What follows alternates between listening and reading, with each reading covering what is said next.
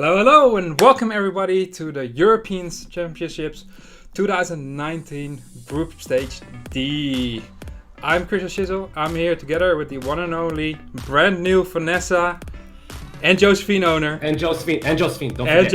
And Josephine owner, Taki. What's up, everybody?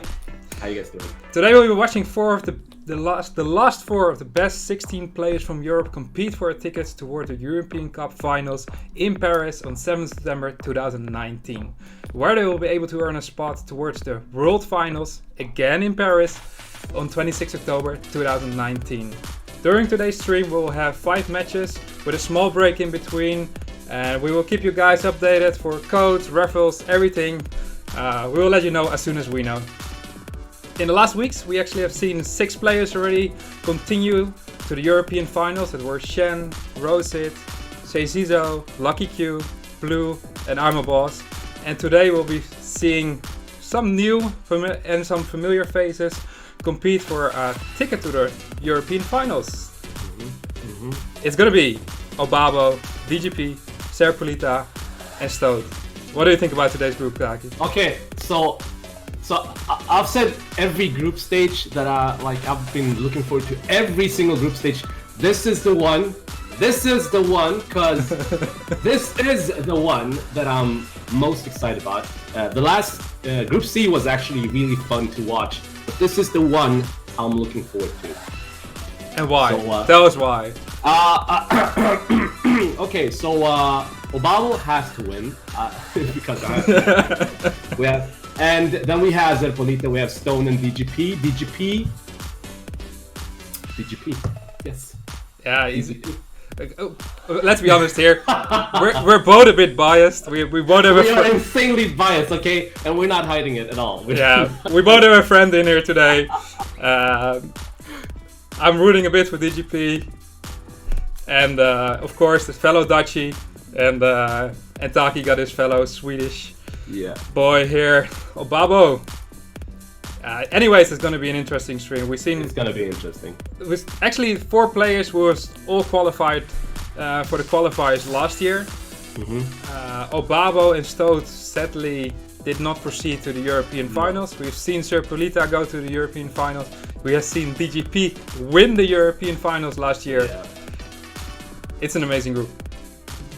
It's gonna be really like, as I said, I'm excited. I am really stoked. I am excited. Okay, that is all I have to say. I like it. You just hear me mumble, okay? It's gonna be fun.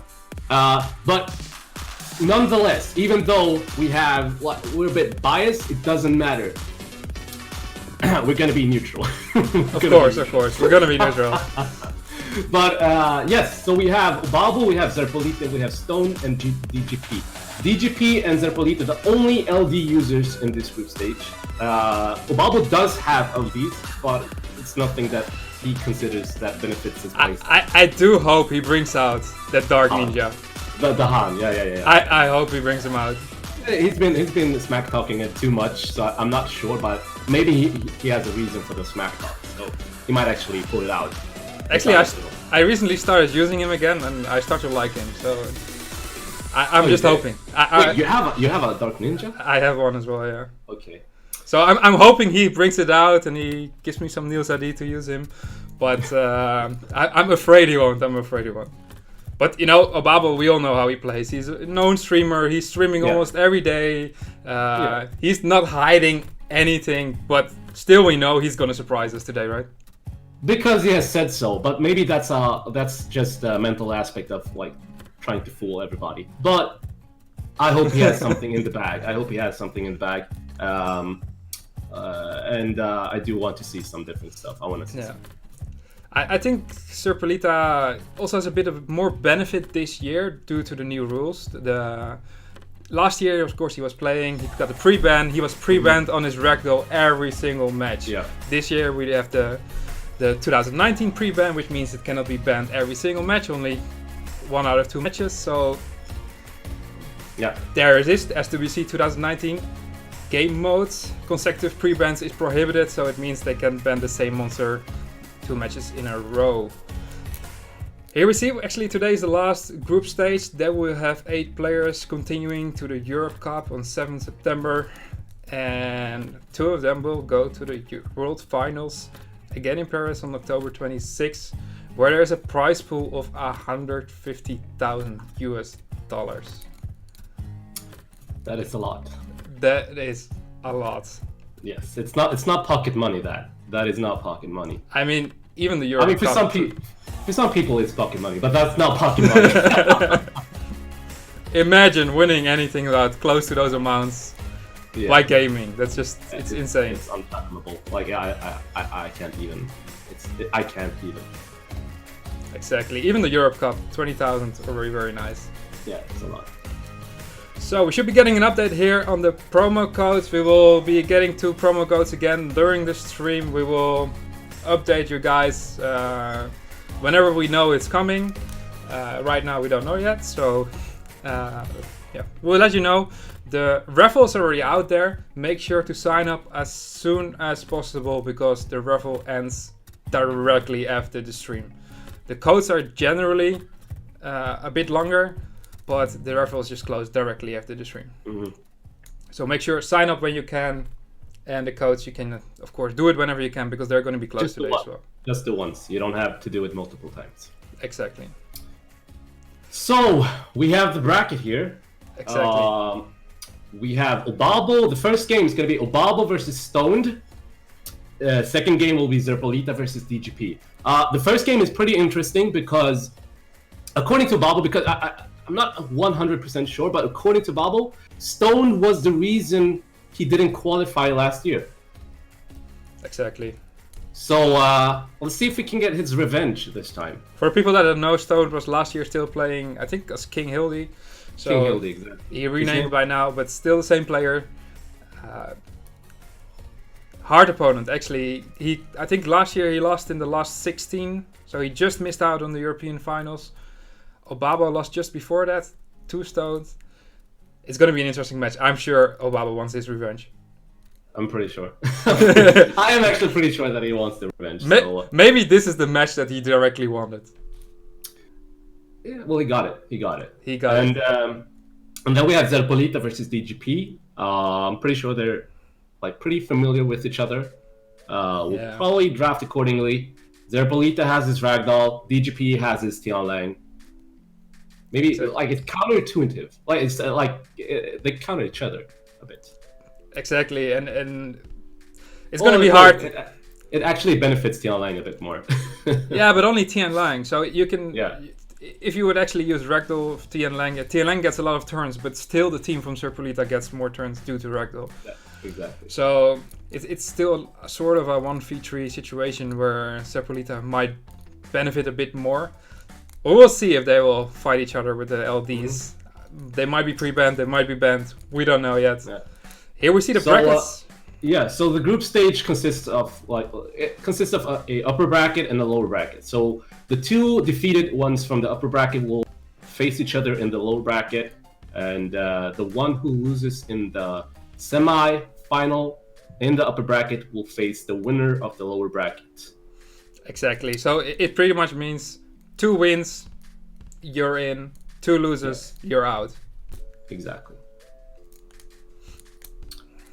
Yeah, it's gonna so we already know we've already said, but what do you think? So who do you think is gonna win the upper bracket? What's your stake on it? And I already know the answer. I think everybody knows the answers considering you already said. But without being biased, without being 100% biased. Yeah, who do you think is the more skillful? For me, in general, I think in the whole tournament that Obabo is one of the favorites. On the other side, we have DGP, which for me is really a tournament player. He's not a ladder player. He's not high up there, like top 50, top 30 in the ladders, but he's always up there. But he's very well at the pick and ban phase. He has like 20 monsters to pick from. Like generally, a lot of people, they pick from 7, 8, 9 monsters. They have them well ruined. They picked from those, and they fight with those set of monsters. But DGP is a bit more. He can go more ways. Yeah. So that's why I think he's very strong in tournaments. So to be honest, if there would be, for example, an Obabo versus DGP match, I wouldn't dare to guess who is going to win that. They also know each other very well. Yeah. They have similar play style. Like they have exactly similar play style, I would say. Exactly. Yeah. Well, we're going to have Obabo. Exactly, the first match, Obabo from Sweden. Verat's first monster. Very nice. Bellin is representing Obabo. He used to play last season. He played. He had pretty high success rate with it. And here we go with Stoned, Wind Monkey first snap 5, China as a representative monster. Does that say something? Or is that just mainly that he used it for PvE? It could be.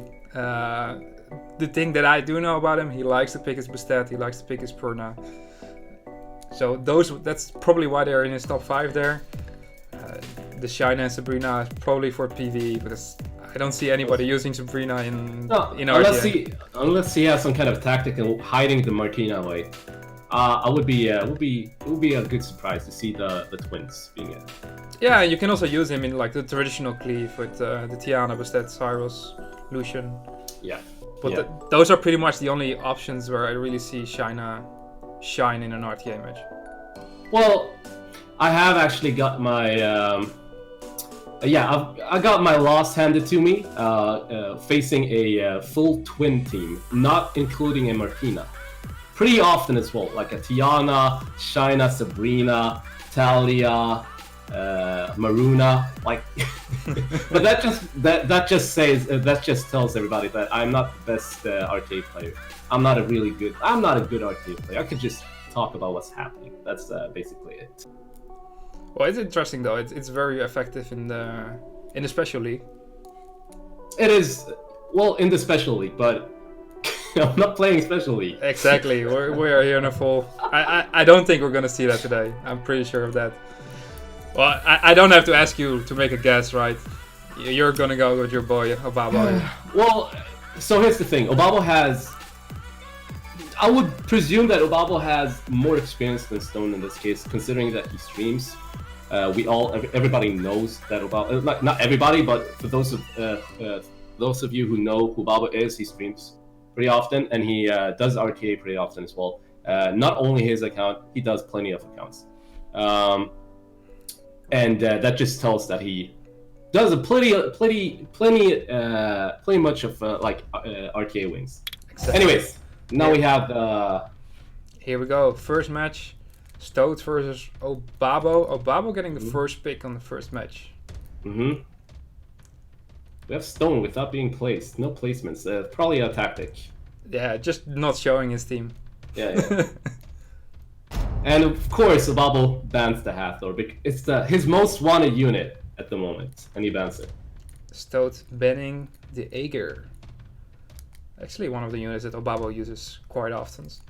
Quite often, but not as often. Yeah. But that's the thing that I have with Obabo. Pretty much anything you ban from him, I feel like he can do without. He can readjust. He can readjust. All right. So the first pick from Obabo was a Vanessa. Stone reacts with a Perna and Shihu pick. Exactly. All right. That's pretty on the offensive side. That's actually what I also remember from Stoat. He really likes to use Purna, Bastet, get the turn 1. Bastet is on Fio, if I remember correctly, though. There it is, Bastet, Diana. And sort of picks the other two monsters out there. Alright, so we see a Fran and Josephine from above side. Just have to see how will he respond to the Bastet and Diana. Exactly, that Josephine pick was quite early on there, since Stone doesn't really have any CC in there yet. Obabo going for sustain, Triana, and there we go with the Jean pick. He talked about it. He just today, like 2 hours ago, he 6-starred that Jean. Really? Yeah. I just hope that it's fully Devilmont. That's what I just wanted to ask. Like, I'm not kidding. She was just 6-starred today. And Stone finishing it up with a Deafness. The Deafness pick. So here's the thing. Obabo has 2 revives, 2 anti-units versus the Deafness, but still goes with the ban against Deafness. Yeah. Looking at this, I I'm couldn't tell. I'm not sure what to think here. No, but I'm pretty sure that this Jean will actually do plenty of stuff. Yeah, but there's enough the damage Jean on is pretty- there's enough damage on Stoat's side to actually nuke it down when it's provoked. exactly.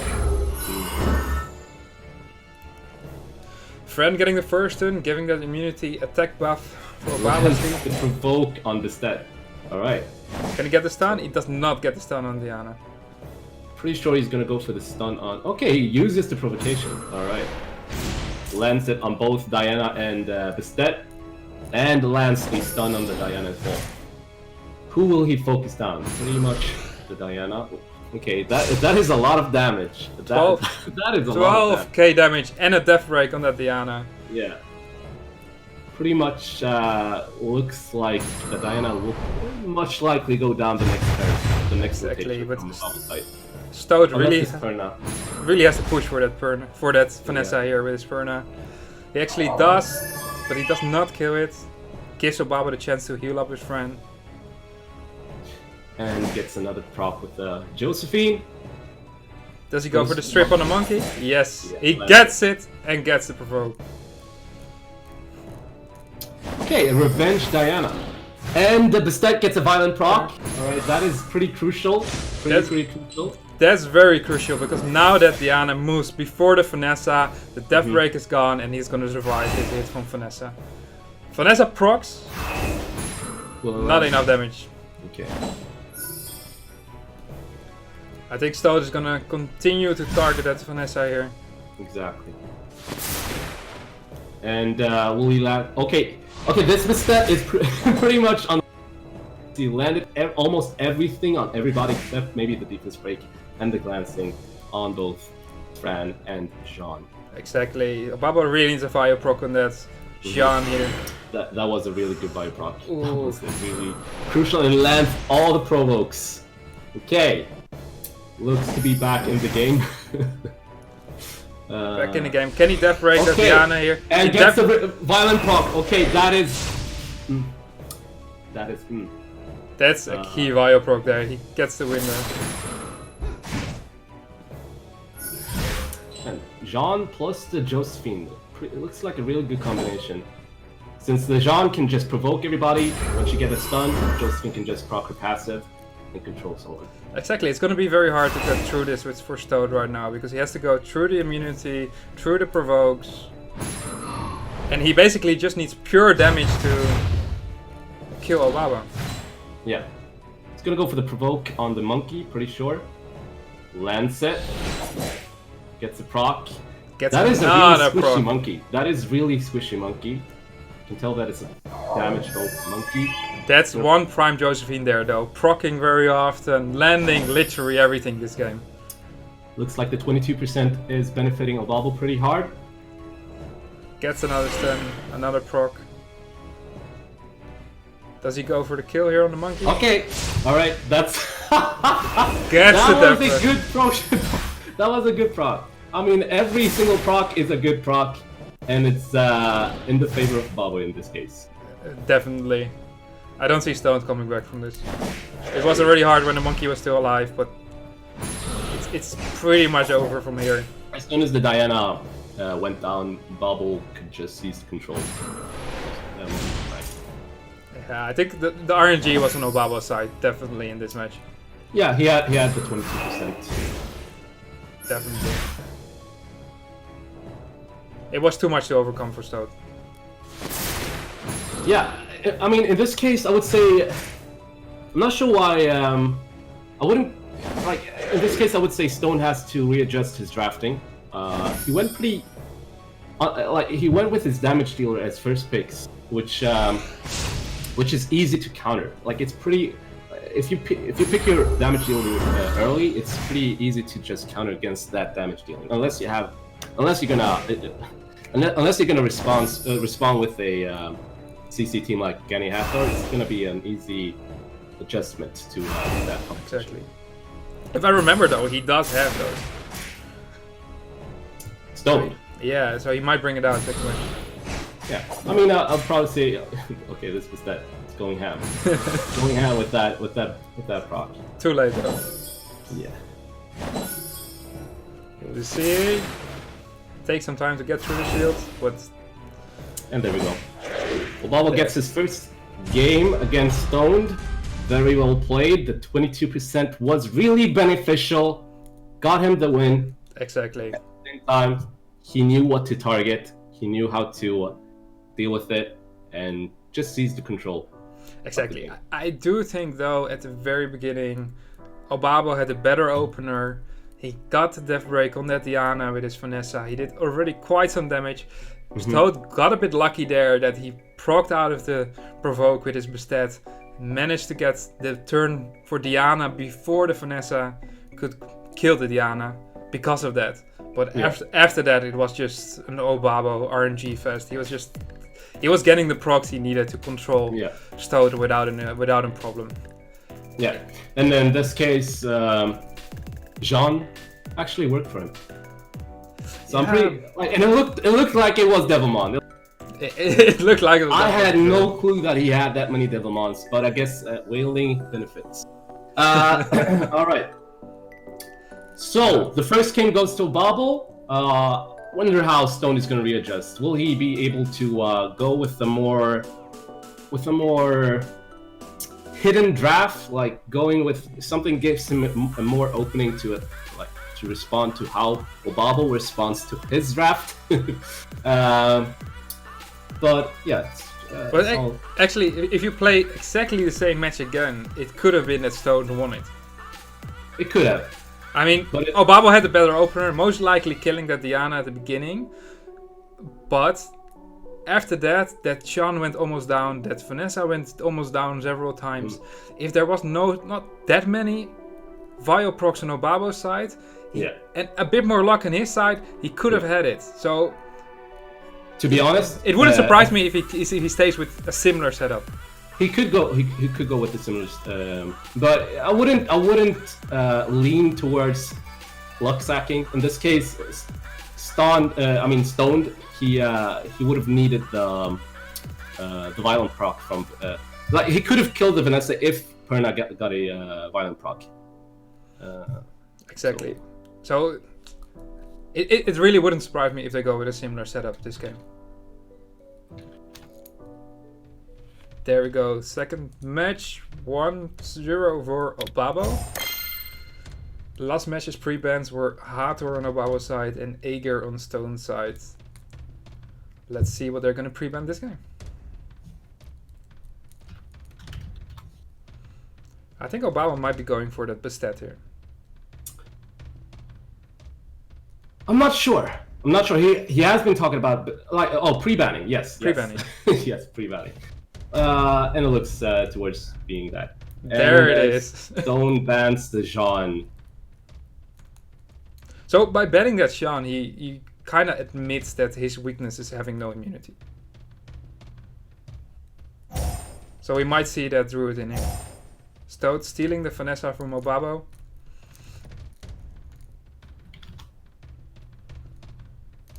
How is Obabo going to counter? Most likely a friend in there.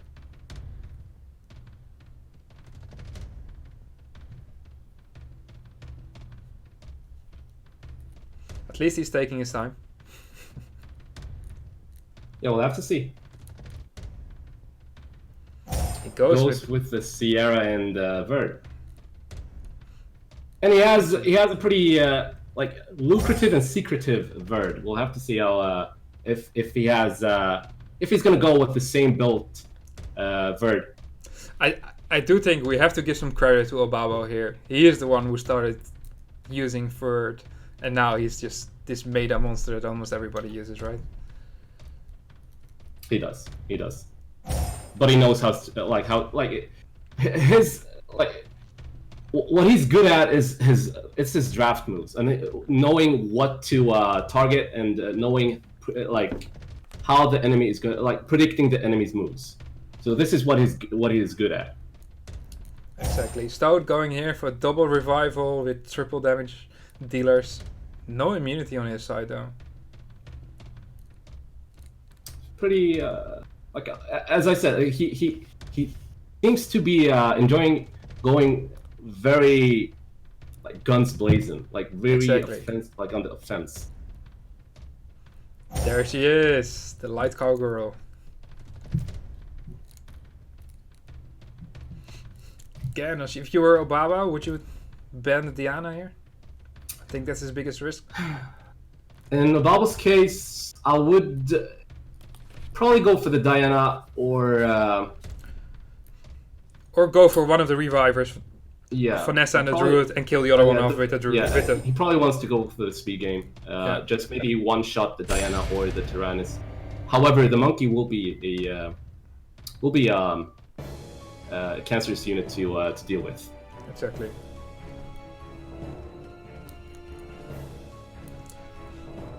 Let's see who takes the first turn.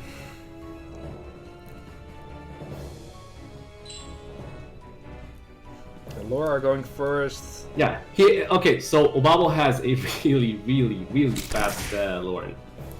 Reducing the attack bar under Diana. Goes for the monkey. He goes for the monkey. Doesn't get the kill. He lands a death break though. Can the Triana kill here? That was the kill. That was the kill. Misses the bomb on Diana. Fire procs though, so he has the bomb ready next turn. Can he land the provoke?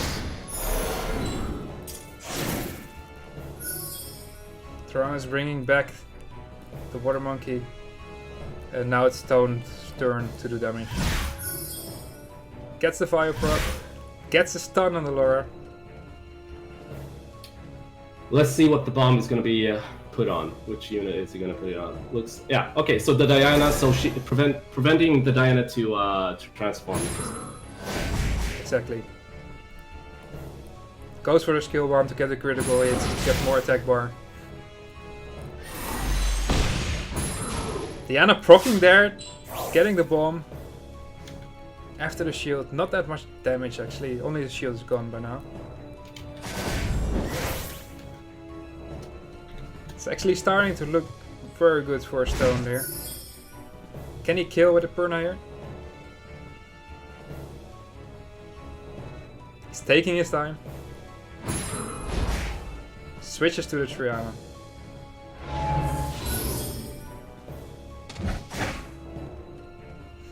Probably gonna go for the control on the Diana. He has the bomb again with Sierra, if I'm correct. Yeah, he does. So actually, does he need to land the bomb on Diana? Can he? No, he can just fully control the Diana from now on. Exactly. Land the bomb on the monkey. Explode it. Can he kill the Diana? Does not kill it there. Looks like maybe the Diana might go down. But what do you go for? Do you go for the safe kill on the monkey or for the Diana? Actually, he controls the Perna, so the Perna doesn't passively heal the monkey. So when the monkey gets his turn, he will just get shut down. Goes for the Tyrannus, gets the death break, gets the heavy damage, but it doesn't kill. Just literally by 1 HP left there.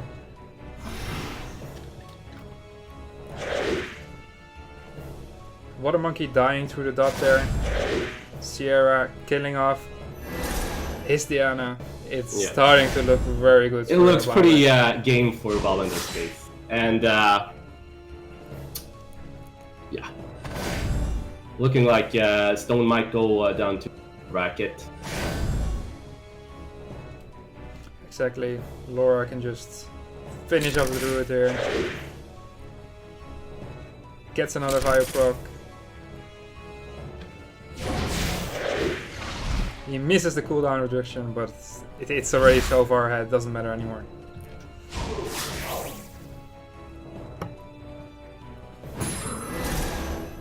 Very solid match from Obabo here.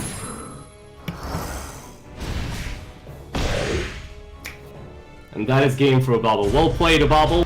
Played Stoned. Stoned continues down to the lower bracket, and Obabo will go to the next fight versus the winner from the next game. Yeah, between Sir Polita and DGP. Yeah. I think Stone's both matches he went in like full damage, gun blazing, let's go. I think actually the first match that he had a better lineup. He had more chance to win there. He was just a bit unlucky on that match. The RNG was on Obabo's side. But the second match there was so much control, there was so much damage on Obabo's side. That Lauren made a lot of work, gave him a lot of control, and the defense break, it's nothing to joke about. So exactly, and it basically caused that Diana to be a sitting duck. The only thing that Diana could do was put a shield up. Even the water monkey got a bit lucky with the Deafness the first turn to crit against the water monkey, but still, it was total control from Obabo's side on the second match. I don't think there was any doubt who would be the winner there. So let's already look at the next match actually. Congratulations to Obabo winning his first match 2-0 against Stoned, continuing to the winners bracket. Stoned going to the lower bracket, where he will be facing the loser of the match between Serpolita and DGP. Yeah. What do you think? Like who's gonna win between DGP and Serpolita? Yeah.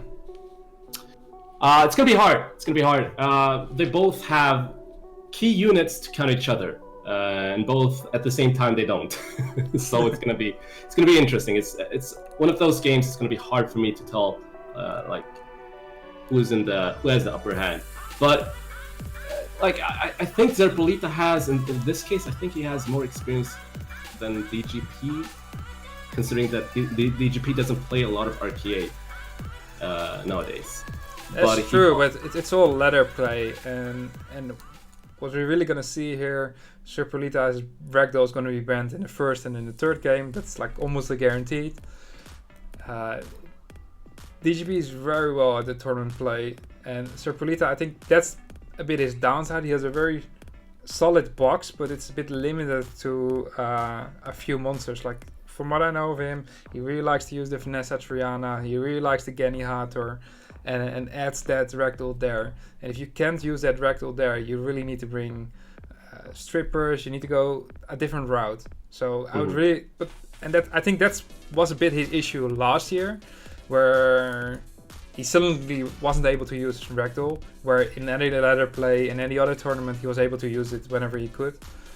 So we're 1 year further. I'm sure he thought of some way to deal with that. So I'm curious to see how he's gonna counter it. It's gonna be interesting to see the game. And again, from DGP side, even though I know his box, I know how he plays, I don't know which monsters he's gonna pick. There's like not one sure monster he's gonna pick for sure. I don't think he's that type of gamer, that type of player that like has a team set up already. I think he's more of a player that the draft according to what the opponent drafts. Exactly. He knows the opponent's account. They know each other well. He knows how to start out on that. So I'm ready to see it. Yeah. Well, you and me both, buddy. And of course, both players from last year's SWC, they were both in the European finals. DGP actually winning it.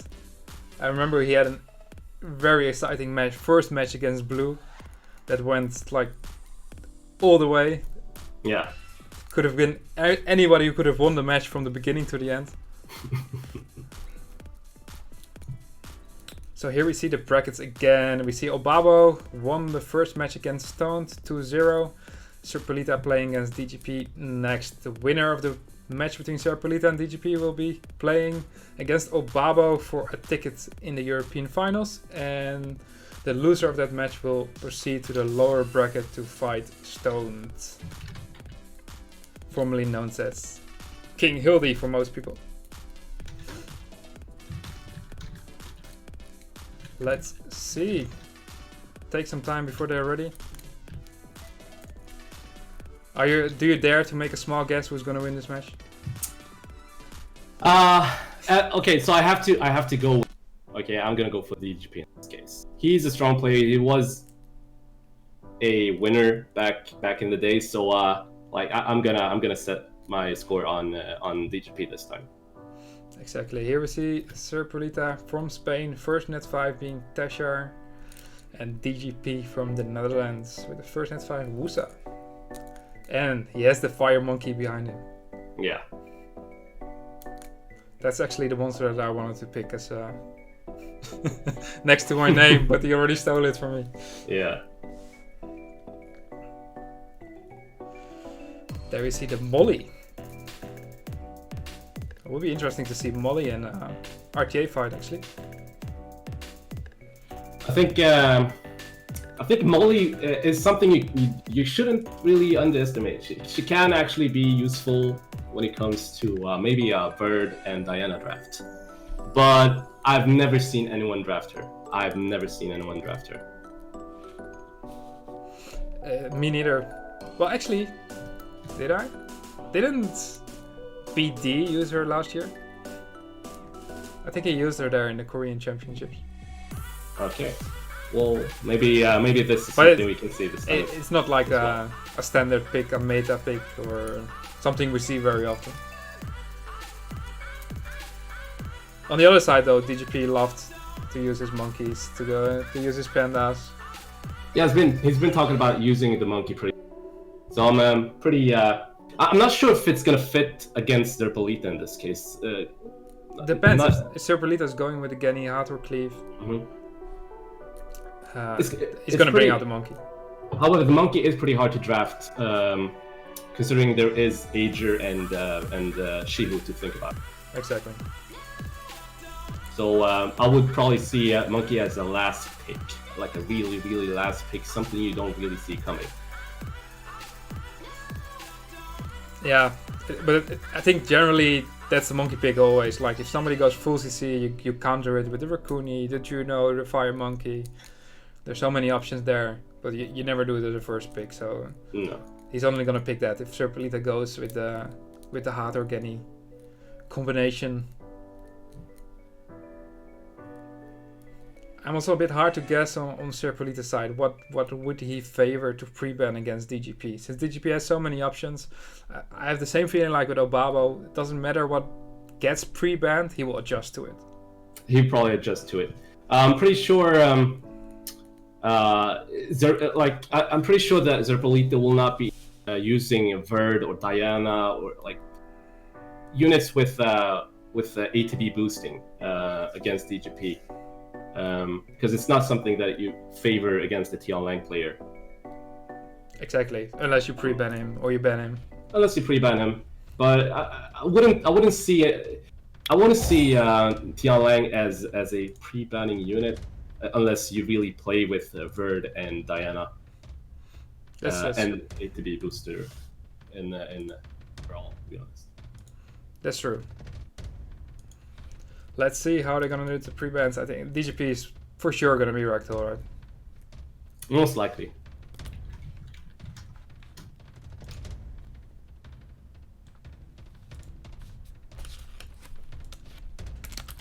They're at least taking their time for the pre-ban. Here they go, the Rectal Tianlang pre-ban in the first match.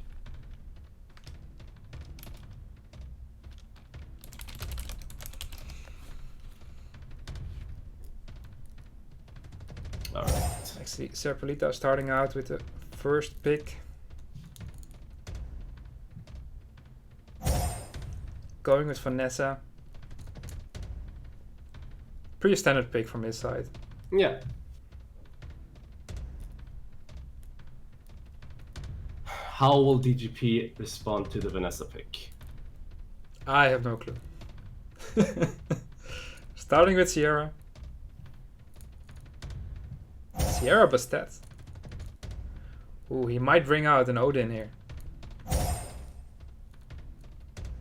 There goes Serpolita with the Triana Perna.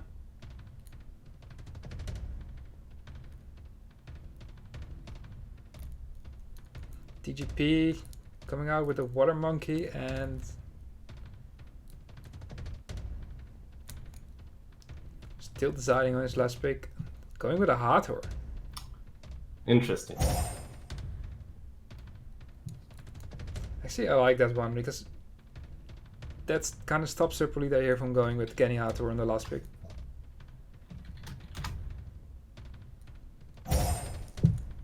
Serpolita finishing it off with Diana and Tyrannus going with a triple revive there. That is a really safe team, almost safe-ish team. The Tyrannus is. I don't really see Tyrannus. Okay, so Tyrannus is actually a really good universe heavy water team. So yeah, Tyrannus is a really good pick. Bastet, Shihu, and Wusa versus the Vanessa and Perna. Yeah, by DGB picking the Wusa, we already know that he's gonna ban the Diana, the only stripper on Serpolita's side. You kinda have to ban it there. Yeah.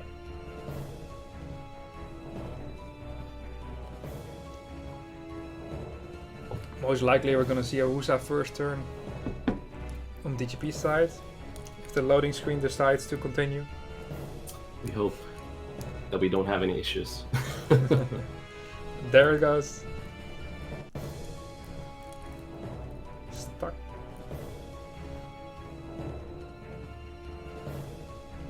Yes, there we are.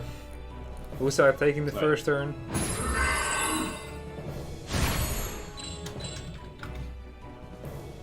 Bastet going next. What would you focus in this case? Probably take down the Vanessa, maybe, or maybe go for the Perna. Yeah, I think I would go for the Vanessa, because if you go for the Perna, you have to kill him. How many times? Yeah. 5 times? Too many times to count. Yeah. Since Serpolita went very safe with the triple revive. Yeah, he's going for the Vanessa here. Really land the stuns, gets the stun on the Triana. Triana procs into the heal. I wouldn't use the second skill, but he goes for it. It's a proc. Gonna focus on the main damage dealer, which is the Shihu, and I would almost think that he's going to go down if he uses the second skill. Ooh, so close. So close. He almost killed the Shihu there, and I really think that's really key, because if that is really key, because now have let's see. If that Shihu dies, it's gonna be very hard. Yeah.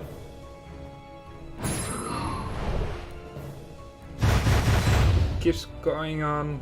That's Vanessa. Not that much damage actually there. No. And it was pretty squishy at the same time. So, however, I still see Serpolita having the upper hand right now, considering he has the Triana. He has to focus down the Triana, unless he swaps the target onto one of the fire units, which he does. He goes for the Vanessa. Yeah, he kind of has to here. Yeah. I do think that's I do favor Serpolita at this moment. The only thing that he has to do here is kill that monkey, and then he's pretty much set there. And there's no damage anymore on DGP's side. And he's almost about to do it here. And he's down. He gets the crit on the monkey, and now he's in a very safe spot. I mean, he has it. Very, very tight spot, and he doesn't land any of the strip on the Triana. And he gets a double provoke, which was pretty key as well. Just looking at this right now, it looks like Serpolita has the upper hand, and I would presume that he's just gonna prolong this to think about what picks he's gonna pick for the next battle. At this moment, there's no way DGP is gonna recover from this. Absolutely no way. It was already hard to get the 4 kills basically. With a Wonder Monkey as the only damage dealer there, but when that monkey is down, there's no way he's gonna recover from this. No, it's gonna be hard for him. Like in this case, he has to take Vanessa, and at the same time, Diana has a passive up, and considering that this druid is going ham with the procs, I would think that he has to revive up in the next 2 turns. Yeah. So very safe and solid combo. Really safe, but it's a team. It's a like you enjoy seeing units like Tyrannus. It's not something you see pretty often. It's fun to see that, like in combination with the team that he plays with. Exactly. He's just killing it off here one by one before he can officially take on the first win. Yeah. Definitely here, DGP lost it on the draft. He went too heavy with the water, and he let the Tyrannus through with the Triana. Both of them can just easily deal with what DGP had in the table. Exactly. There was just too much revive, too much sustain on the Serpolita side to go through. And DGP only picking 2 damage dealers, one his Sierra getting banned out. It wasn't enough. I think he didn't even get 1 kill, so that shows how tanky Serpolita was there, how sure he was of his full revive team there. Yeah, I'm pretty sure that he has had a couple, like he has games where he doesn't have the ragdoll in his team. Looks like it's pretty comfortable without the ragdoll as well. So he knows how to adjust accordingly as well. He seemed to have like the same playstyle as, I would probably say the same playstyle as Bobble in this case. Like he's a good drafter, he's a good counter player as well. So it's fun to see that. The only thing that this match we're gonna see is that Serpolita has a bit of an edge on DGP here. Mm-hmm. He can pick that ragdoll in this match. His beloved ragdoll. We're guaranteed to see that this match. DGP can pick his Tianlang though, but it's not a guaranteed pick on his side. No. So I think that favors Serpolita a bit on this match. On the other side, DGP can be ready for that and exactly have his counter ready. Yeah. And I'm pretty sure that Serpolita, I mean, it's always, sometimes it's like, even though you can go with your primary team, you never know how your opponent will adjust to that. It's all about the RNG, to be honest. Yeah. But one thing you know, if you have one primary team, you know your opponent knows that. You know he's going to be thinking of a counter to do that, and it all depends on how strong is that counter. Yeah. Can he really get through that combo? Is there really a counter to a ragdoll? I wouldn't say there is like, it's more of the team composition. Like, what would you like? In my case, if I would go against a ragdoll player, I always let ragdoll through, and I go with the team that Serpolita actually used primary to this, primary right now, and that is the Tyrannus. Tyrannus is a really good unit to use when games go pretty prolonged. Exactly. So, with a lot of revives. So. I'm also a Tianlang user, so that one is pretty much sure out there when a ragdoll comes out. Yeah. And for the rest, I tend to use a lot of single target nuke against ragdolls. So I end up in a 2v4 situation where his ragdoll is there, but it won't benefit that much because he already lost some of the units in his team. Mm-hmm. And that's what Serpolita really tries to stop here, because he goes with the Vanessa Triana. Yeah. Even the Tyrannus now, so that's how he tried to avoid getting in situations like that. I would enjoy seeing both of the LD let through, none of them getting banned. TGP pre-banning the Hathor there. The edge. Serpolita pre-banning the Josephine there. DGP getting the first turn, so I'm thinking we're going to see a Vanessa pick there. Mm-hmm. There it is. Yeah, takes away the Vanessa from Serpolita, so yeah. How is he going to counter? Is he going to go with a safe team again? Is he going to go with a CC team? I mean, Serpolita, in this case, he can just pick whatever he wants and last pick the ragdoll. Like, ragdoll fits into whatever comp you have on your on your draft. So he could just safely pick whatever he wants and just end it with the ragdoll. And DGP has to respond to his exactly drafting. Serpolita opening up with a Bastet Perna. And there we go. The T online. Of course, the Bastet is out there. So that kind of already shows that he's not going to ban that Bastet. Yeah, will we still be seeing, like, if, in this case, if Serpolita is going to go with a ragdoll, maybe a Verd or something like that, he most likely will ban the T online. Exactly. I feel like we're going to see a Triana here.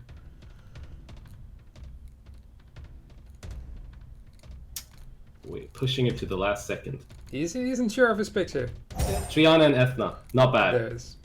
Yeah, so just by looking at Zerpolita's pick, he is going with a heavy ATB boosting team.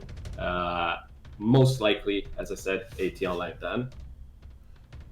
Exactly. DGP picking the Genny.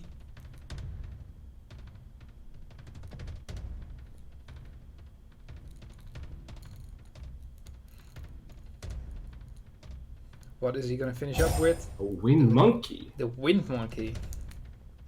We don't see that often. Yeah. No, and it's a pretty like he's going to try to luck sack him with the counter attacks, which would be really fun to see that happen. I think at this stage, depending on Zerpolita's last pick, we're gonna see a Triana ban on Zerpolita's side to take out the immunity. Yeah, goes with the Feng Yan last pick. Okay, so I was totally wrong about the Ragdoll. Doesn't even use it. Doesn't even use it, you're right. I'm a bit surprised by that actually. Yeah, and not sure. And he doesn't ban the Tianlang. So I was okay. So we were pretty totally wrong. We were completely what was off. supposed to happen. So it's like just going draft wise. It looks pretty. Looks on the. Looks like it's benefiting Zerpolita in this case, but it's all about the it's all about the playstyle right now. Let's see how this is gonna go. Will Tianlang be able to land a lot of stuns? He has no will runes.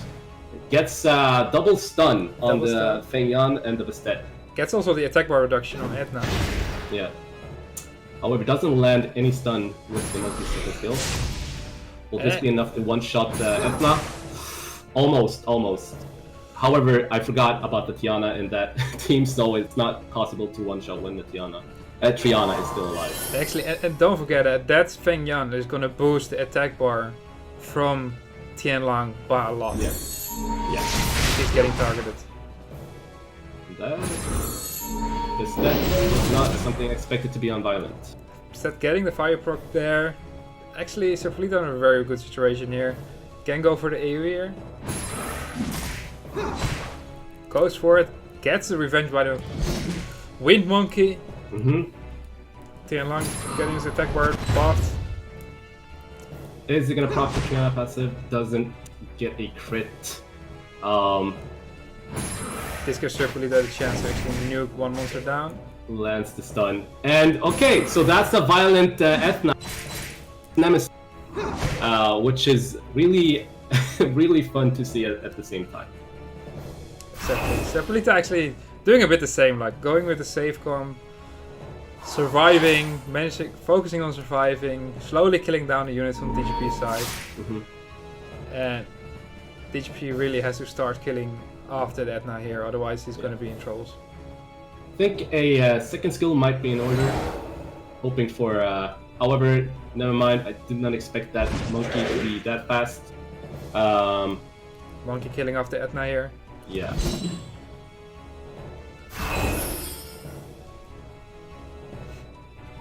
Problem though is that it's really going to be that Feng Yan. The Feng Yan, looking at the state almost, it can actually solo the whole team. Exactly. Yeah. So DGP really needs some stuns here. Yeah, he really needs some stuns. Doesn't get it on the Feng Yan. He needs another stun. Strip and stun here. Yeah. Doesn't want to take the risk on getting revenge by the Feng Yan, putting on defense break. Exactly. Feng Yan proccing. Yeah. Does he go for the monkey here though? Kills off the monkey. What do they do? Go for a Triana indeed. In this case, he will have to take down the whole team and save the Feng Yan for last. That's the yeah, but that's proccing out of the stun again. Doesn't land glancing on Tianlang though, which benefits him there. Kills off the Triana. It's actually starting to look a bit better for DGP here. It actually does with the procs. However, the Feng Yan is now down. I mean, the Tianlang is now down. Yeah. However, he gets a stun on the Tianlang. The Fengyan. He needs to land some death break here. He gets a death break. Oh, and he fire procs. This Fengyan is on the triple violence moment. It looks like he's talking every time now. I we'll think have to. That was one of the last chances that DGP had there. If he had the death break on there, he could do damage with the monkey. He could do damage with both monkeys actually. Bring him down to almost no HP. But now it's going to be looking very tough. It's looking pretty grim. However, the passive is still up with Vanessa. If he lands the defense break, if he gets... He's stunned right now. Doesn't get stunned. Another chance. Doesn't get the stun again. Doesn't get a that violent proc. So DGP still has a chance right now. I have seen a She who soloed the thing out, so actually doing quite some damage here. Gets the fire proc. Can he get the stun? Does not get the stun. Goes for the kill. Goes for the kill indeed. Vanessa proc. Doesn't get one. And he gets additional proc this Fengyan. Okay. It's game over now. It's game over. Revenge killing of the Vanessa, and congratulations to Serpolita taking the 2-0 win on DGP. Well played for sure. That Fengyan looked like to be on steroids. So that was a really, really, really well-groomed. Very strong pick there. Yeah. Though, wouldn't the ragdoll have been better? For sure, the ragdoll would have given him a lot of turn. So, and he could have just, in that case, yeah, the ragdoll would have been more beneficial. But, you know, maybe he's like playing for the crowd, using the Fengyan, which might be something. I mean, like the Fengyan wasn't a bad pick. It was actually a quite strong pick there. But I think the ragdoll would have been a bit better pick there and just ban out the Tianlang. Because now also, if the RNG would have been a bit more on DGP side with the stuns, then that Tianlang would have gotten so many turns because of that Fengyan. And it's just a huge risk to use Fengyan into Tianlang. Yeah. And we both were not on point when it came to the drafting. When it came to the drafting and when it came to the ban. So I think in both matches it felt like a bit like when you get in, like it's a bit like almost 50-50. But as the match progresses, you really see DGP needs to put out pressure there. He needs to put out damage out there, and Serpolita just going with the safe comms, just going the safe route, a lot sustain in there, and trying to survive, and he did successfully twice. Yeah. So definitely deserved win for Serpolita here. Going on to the next round to face Obabo. Yeah. You already know my opinion on that. Both are strong players. Both are really strong players. I think, however, I would favor Obabo in terms of drafting. And I think Obabo really knows the playstyle of Serpolita. But it's mainly my biased view. Without knowing Obabo in this case, I would say both of them are equally strong. Yeah, but you know, on the other side, they know each other. That's one thing that's for sure. Here we see the bracket again. We see Obabo winning 2-0 against Stone, going to the next round in the winners bracket. Serpolita winning 2-0 against DGP, going on to the next round in the winners bracket. And under there we see the lower bracket where we will see Stone face off DGP. So we will have the next match, Obabo versus Serpolita. After that we will have a small break from about 10 minutes, and after that we will continue with the last two matches. And I have a feeling there will be a code soon. You would probably have to hold on that feeling. We don't want the codes people coming out just yet. It's a new meme, right? Codes. And It's pretty good. So what do you think, Obabo or Serpolita? No bias. Not biased. Based on what you've seen today. I mean, I know that Obabo does not like. So gonna most likely see a Ragdoll ban a pre-ban and a draft ban from on the Ragdoll, most likely every time. However, Serpolita hasn't had the chance, or even didn't draft the Ragdoll on the latest game. So it looks like Serpolita has actually adjusted to not using his Ragdoll. Yeah, he kind of has to in the tournament. So since 2 out of 3 matches he won't be able to use him. So that's what I was hoping for. Last year I felt like he was struggling a bit with the fact that he couldn't use Ragdoll in the European finals. And this year he just proves I don't need a Ragdoll, I can win. Yeah. And he beat the European champion from last year. There we see the brackets again. We see Obabo winning 2-0 against Stoned in match number 1. We see Serpolita winning 2-0 against DGP in match 2. The next match will be Obabo versus Serpolita, and the winner of that match earns their tickets to the European finals. Yeah. And then we see the lower bracket Stoned against DGP, where the winner of that match will have a chance to face against the loser from Obabo and Serpolita. Yeah. And actually a chance to recover. Exactly. Have another chance to get in that European final cup. Mm. Yeah, I think actually on the first match that we're gonna see right now, Obabo Serpolita. Obabo isn't afraid of Ragdoll. He either knows how to counter it or he pre-bans it. So I think just based on experience, based on the rankings that we've seen lately, Obabo is a favorite here. I think in general he's one of the favorites in the tournament, so he would be the favorite in almost all the matches. Yeah, but favorites have been beaten before, so for sure. Yeah, so I mean, Serpolita is a kind of a player you can't really tell how he's going to play and how he's going to adjust, or how he's gonna what his train of thought is. Like as an example, he has actually said that he favors he favors units that is not typically used in RTA.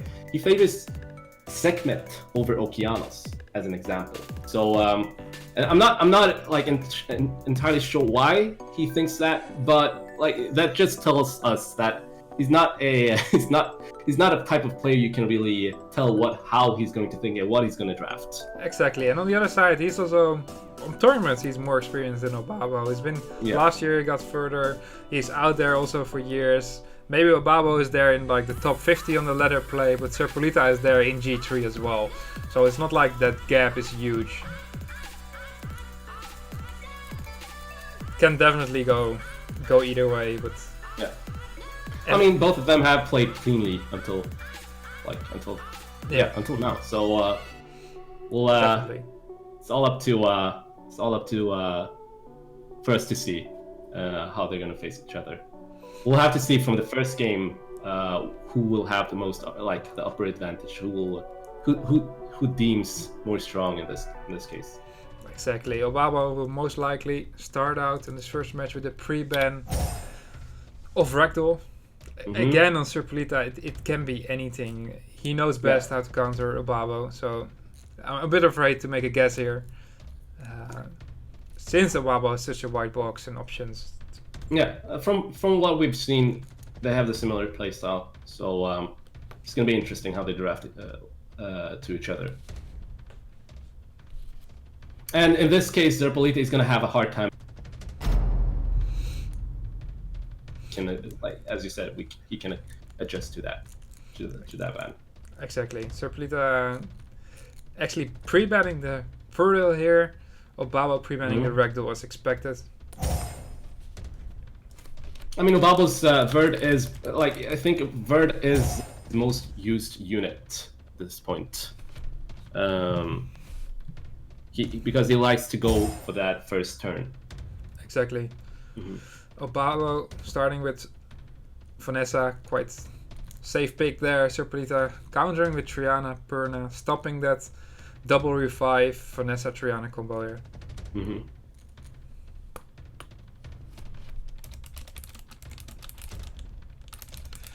Babo starting out with a friend. Friend Deafness. Takes out the Deafness. Goes with the Lauren. Okay.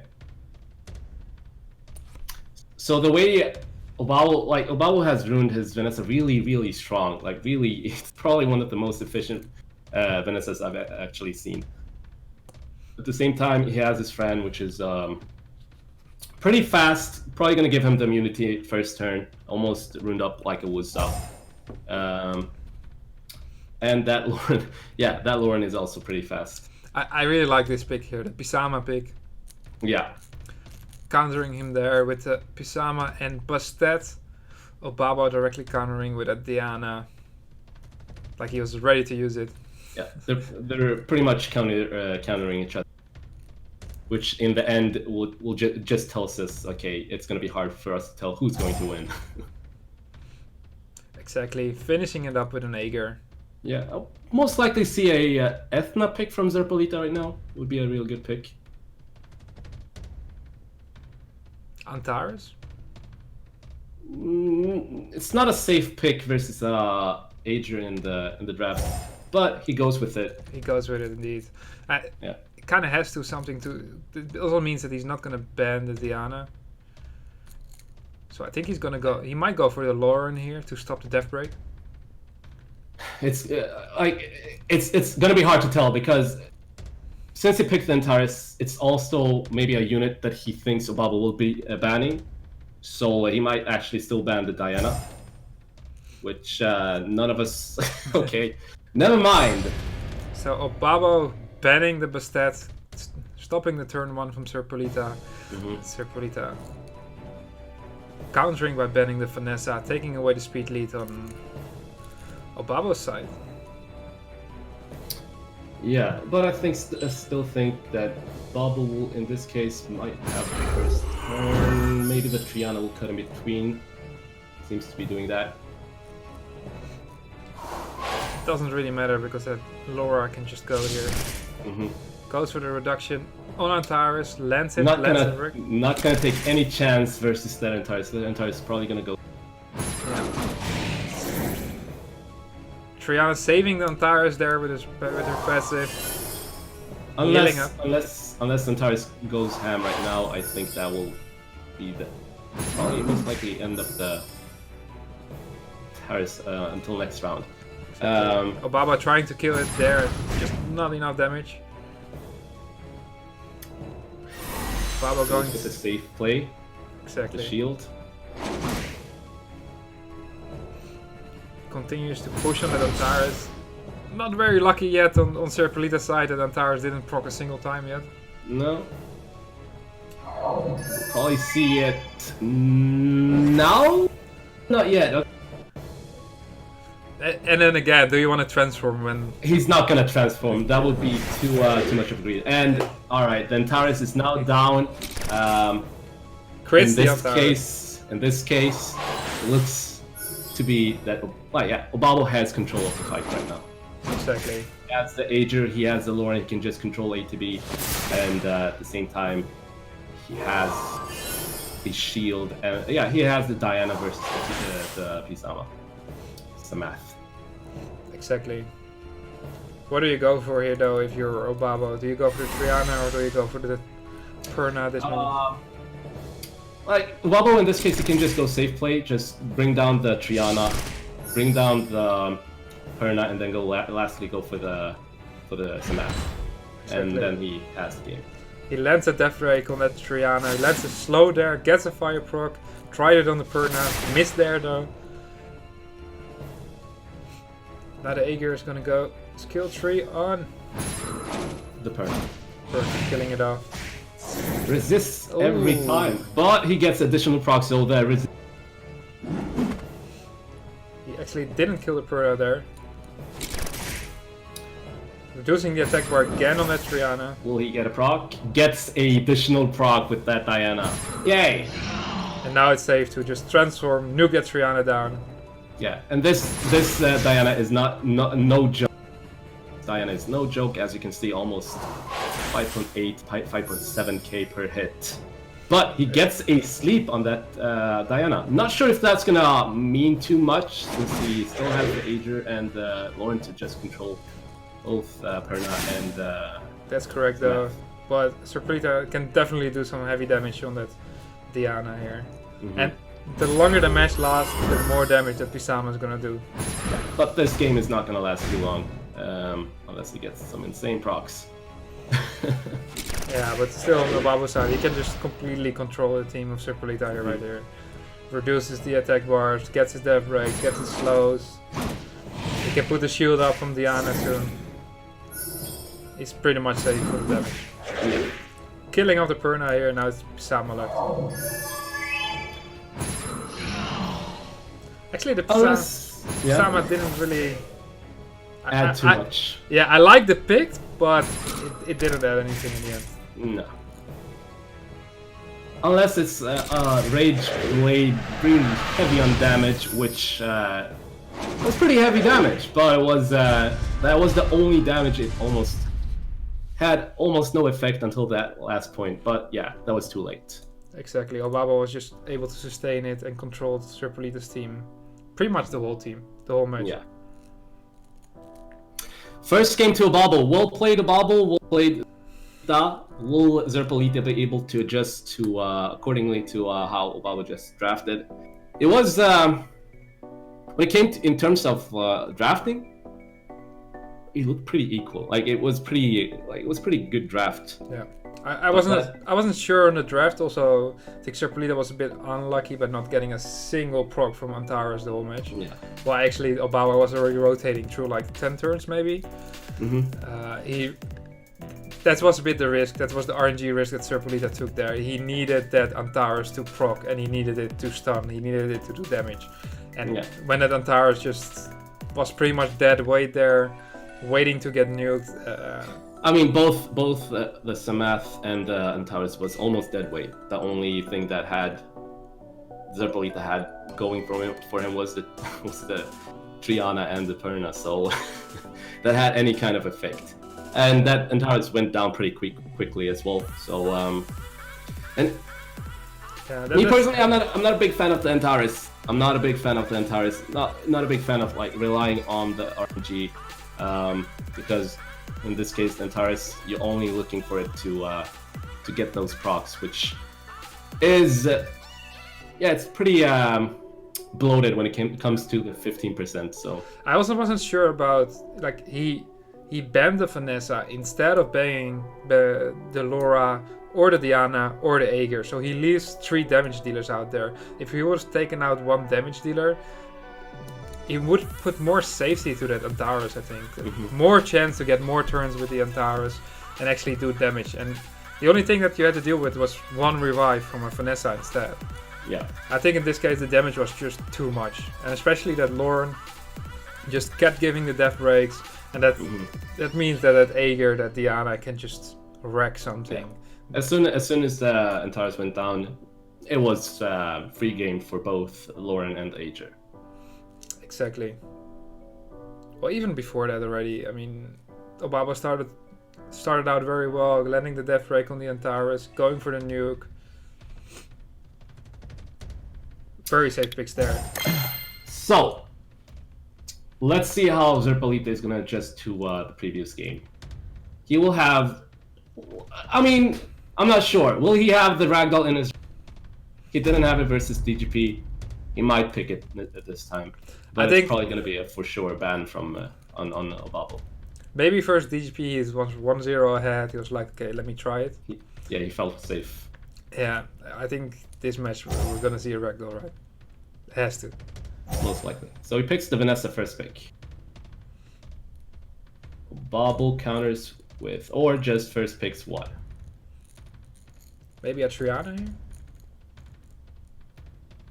Knowing the Serpolita. Okay, so I say maybe. I was just looking at the Fran. Maybe Fran. Safe guess. Safe guess, and goes with the Verd. All right. Serpolita has the chance to just pick the ragdoll, but he can just pick it last. He can take whatever he wants right now and lastly pick the ragdoll. But I said that the same time. I said that exact same sentence previous game versus DGP, and he still didn't pick it. So, you know what? It's still a question mark if he picks it or not. Exactly. He's taking the Water Monkey and the Diana away from the Obabo.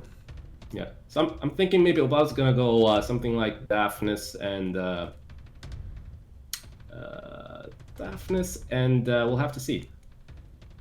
Daphnis. Okay, no. Sierra. He might still bring out the Daphnis. Yeah. Please be a Daphnis. Okay, Lauren. Lauren is not a bad pick in this case. So he's really loving his Lauren today. Yeah, I mean, why not? Why not? Lauren is she has insane kit. She has a strip on second skill, control as a passive with a defense break, and slow on the first skill, multiple hits. What's not to like? That's true. Doesn't pick the ragdoll. Doesn't pick the ragdoll. I'm honestly amazed. I am maybe we have the wrong player playing right now. Where's the ragdoll? And goes with the last pick, Daphnis. Yeah, Serpelita finishing it off with Purna plus dead. I'm still amazed. No ragdoll. I didn't see this one coming. Maybe it's to bait Obabo to not pre-ban ragdoll in the last match. Yeah. Again, Serpelita, I think he's gonna ban the Further Hill here. Most likely the Verd, but considering the Serpelita violent, I would still think that Obabo will have the first turn. Ooh, he doesn't ban the Further Hill. Okay. Obama banning the Vanessa, taking away the revive from Serpelita. Really going to try to go for an early kill here. So, at this point, I'm actually favoring Serpelita in terms of draft because he has. However, it all comes down to the runes. I think right now we're gonna see Obabo try to strip that monkey, bomb it, and kill it. If he gets that kill, then he is in a 3 versus 4 situation, which is actually very nice for him. Will she land the strip? Or he might actually go for the Diana here. Land the ball. Still goes for the monkey. I would probably, in this case, see Diana more of a threat, considering that he has immunity up. But he still goes for the monkey. Goes for the monkey. The question is, can he kill her there? It's a crit rate. It's a squishy monkey, and it's at the same time a crit rate Sierra. So exactly, he kills the monkey there, bringing him in this 4-3 versus 3 situation. Serpelita land a single strip on that Fran. Yeah, that's crazy. Can he proc here? Doesn't land stun. Let's see how much damage this Perna can bring to the Fran. Exactly. Would that be enough to one shot? It's enough to one shot. Any procs? Can he kill the Sierra? Or more like stun the Sierra? Exactly. Goes for Virgil. Yeah. I'm pretty sure that he knows that the bird is not on revenge, so.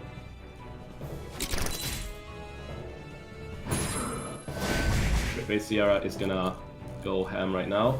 Will he be able to land glance on that bird? Doesn't let.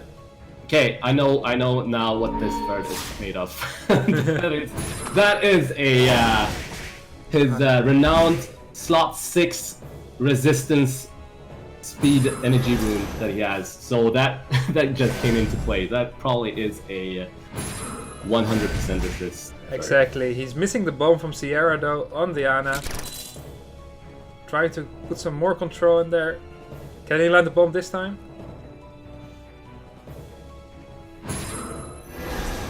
Took his time. He lands the bomb. Explodes it. Gets himself again in a situation where he has one monster more. But the Lord can just control the Perna down, and Fair enough. Yeah, it looks pretty bleak. Unless, yeah, it looks pretty bleak for Zerbolita, considering like it's too much to deal. That Lorne is too much to deal. She brings too much control against non-immunity. On top of that, he has the further heal, boosting his own attack bar.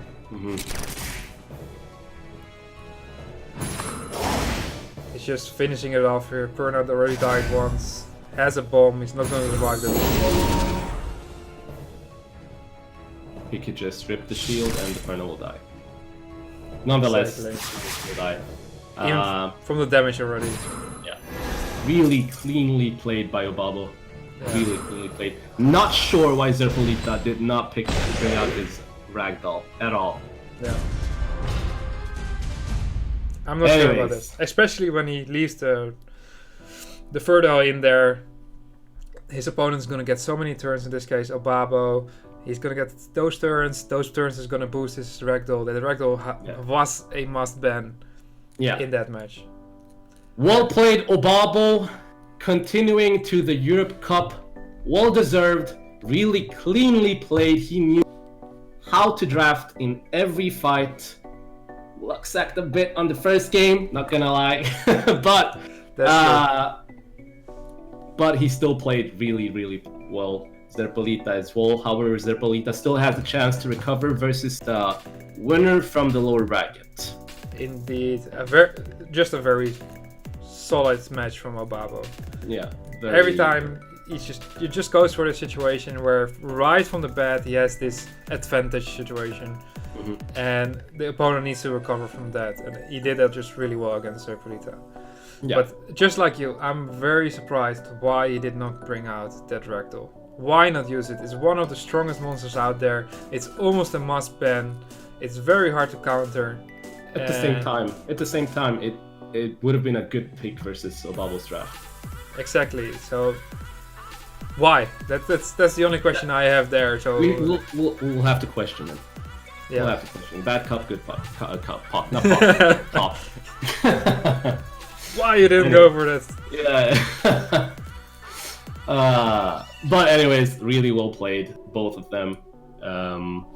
Definitely. We just have to see how the lower bracket will go. And Obabo follows his words. He made his promise. Yeah, he made his promise. He would win everything. He would go to the European finals, and he did it. So congratulations again to Obabo. Well played, Obabo. Well played. Well played for sure. Babble gang, everybody. Babble gang. Just spam that in chat. For sure. He brought his gang, his stream gang, to the stream. He brought his gang, yes. And Zerpolita, actually, no worries for him. He gets another chance. He gets a second fight. He will be facing the winner between Stoat and DGP. Which is the fight we're going to see next. Before that fight, we're going to have a small break though. Usually it's around 10 minutes. After the break, we'll continue with that fight between DGP and Stoat. After that, the winner will be playing against Zerpolita. And that will be the last match of the group stages, actually. And we'll just have to see on the Europe Cup. Exactly. But before that, we still have games. So no rush from our side. Exactly. I think here we're going to see the bracket again. And here we see Obabo getting his ticket to the European finals.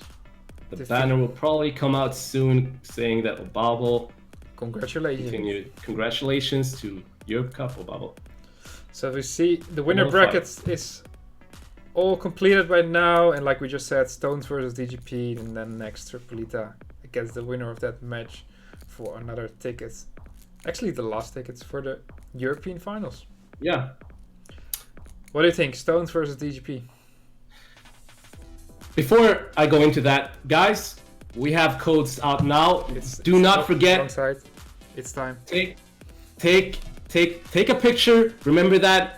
Use your Jedi mind trick. No, don't use a Jedi mind trick. Just type down what's in front of you right now, and send that to me as well. So. Yeah, exactly. For the Android users, just go to your event tab, scroll all the way down. You can enter the code there, and you will receive it. For the iOS users, there is a link. If you open the link, then it will automatically open Summoner's War, and from there you have the goodies, and in this case it's just energy and mana. Yeah. And here we see the bracket again, loser brackets.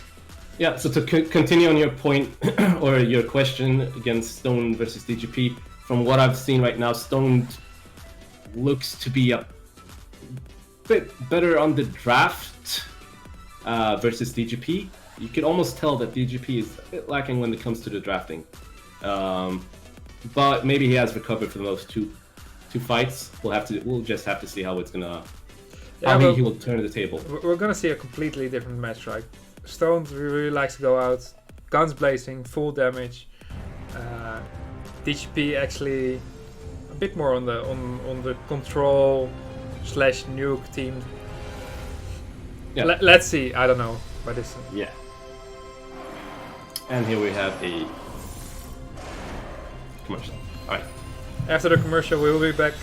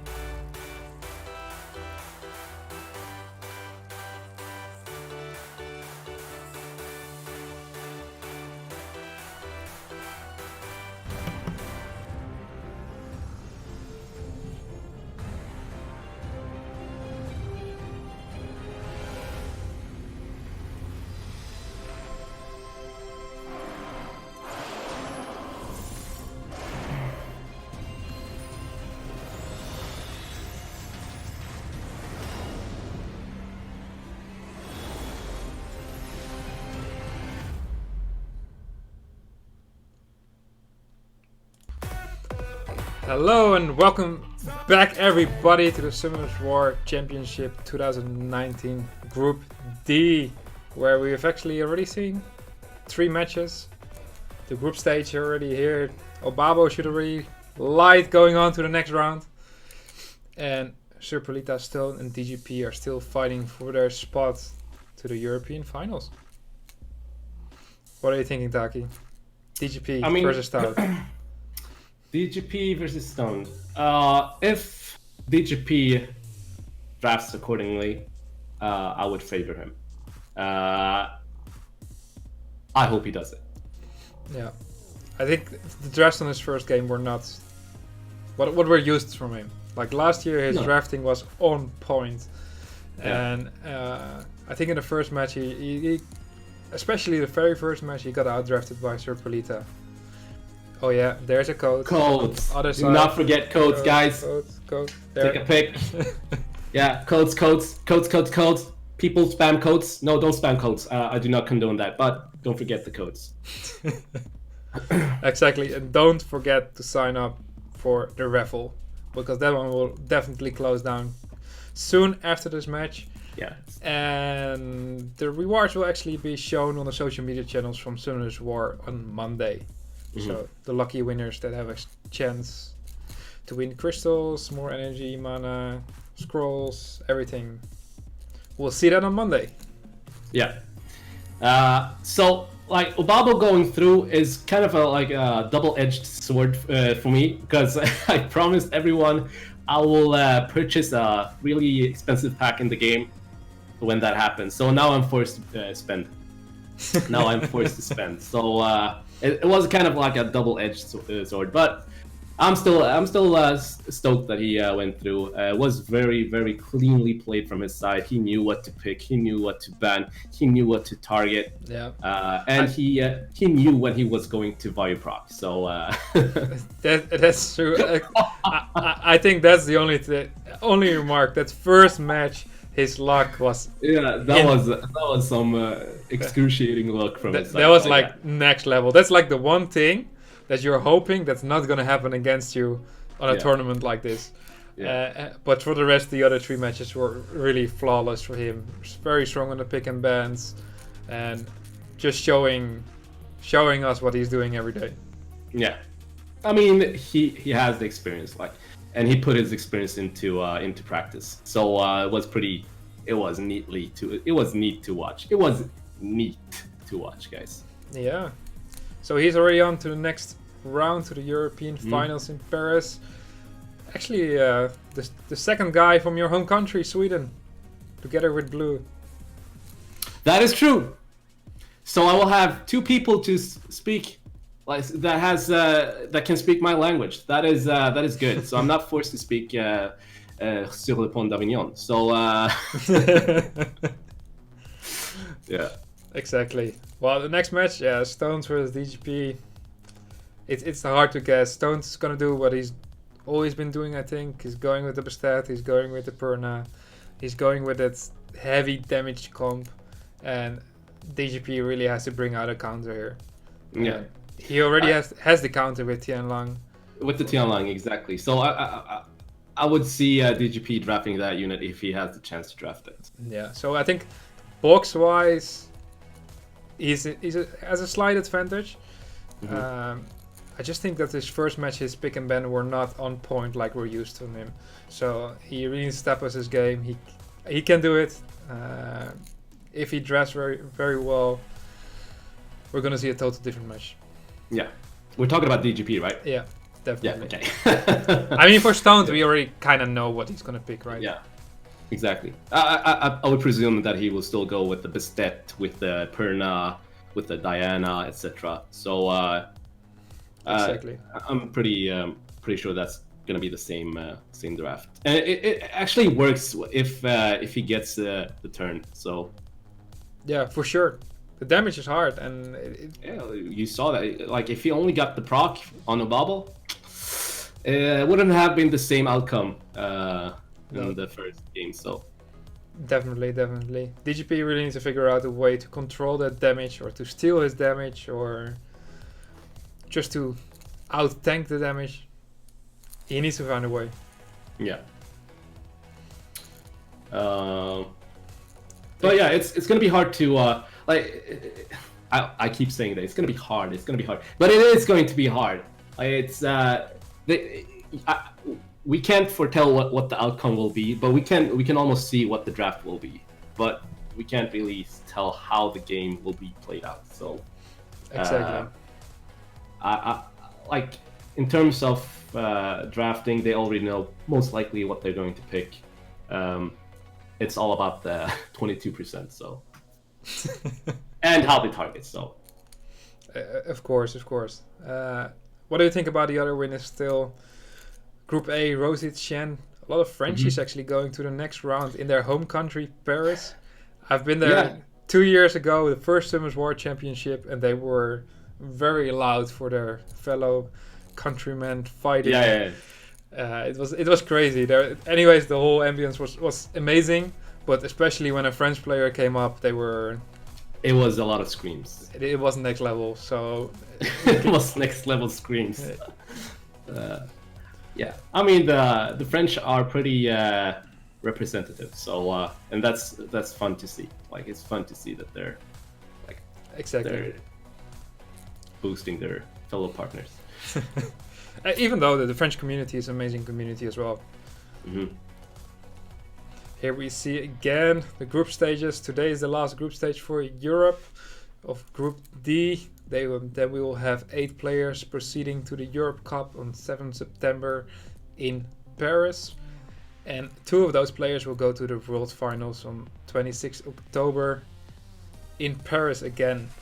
Also for the Europe Cup there's no audience, but for the World Finals there is. So if you are interested in going to... Yeah, of course. If you're interested to go, definitely follow the social media channels from Summoners War, and they will announce how you can get those tickets.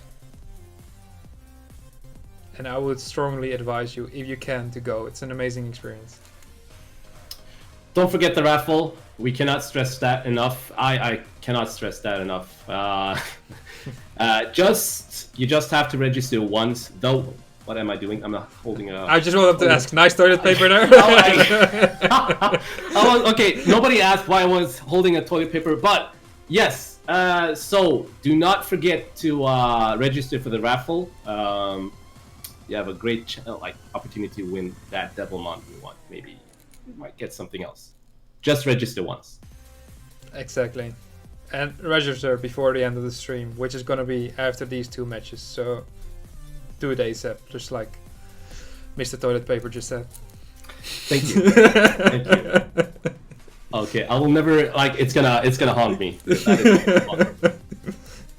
Exactly. So this lower bracket will be shorter than the winner bracket, considering we only have 2 fights between Stoned and DGP, and whoever will face Zerpolita. Exactly. I'm actually ready for the match. I hope to see some stronger pick and bans from DGP side, and then we're gonna see some interesting matches. Yeah. And I think DGP, he has something else other than the Tian Lang, doesn't he? He has the Light Oracle. Yeah. It would be fun. It would be fun to see the Light Oracle. He has the Lima indeed. Yeah. Yeah, the Lima, and like combining that with the Mo Long, go back to 2016 or something. Having that. He actually almost managed to beat BD last year on the World Finals with that Lima. He was very close. He actually got a 1-0 lead against BTT. He actually got very close to winning it from the last year's world champion winner. Who knows? Maybe he gets the chance. However, BTT did unfortunately not continue to the Asia Cup. So that's correct. And here DGP has to fight for his spot as well. Yet again, I think Stoat, we know what he's gonna do. DGP, he has to come up with a solid way to counter that damage. Yeah. I mean, I think Stoned, aka King Hildy, probably has. It's looking like the same draft that he's always been playing, like since last year as well. It's almost similar. Yeah, I'm not actually sure what he was using last year, so. It was like I've seen him play Perna Bestep pretty often, so like when I say similar, I say Perna Bestep, so that's what I mean. Yeah. Interesting thing though is he likes to get the first turn to nuke something, but he still uses the Bestet on Vio. Yeah. But I've heard that his Bestet is pretty fast on that Vio set, so. Yeah, I've been sneaking on his runes, and actually He just leaves everything out there in the box, so he doesn't leave any secrets there. And he has a very strong and fast Vio plus stat.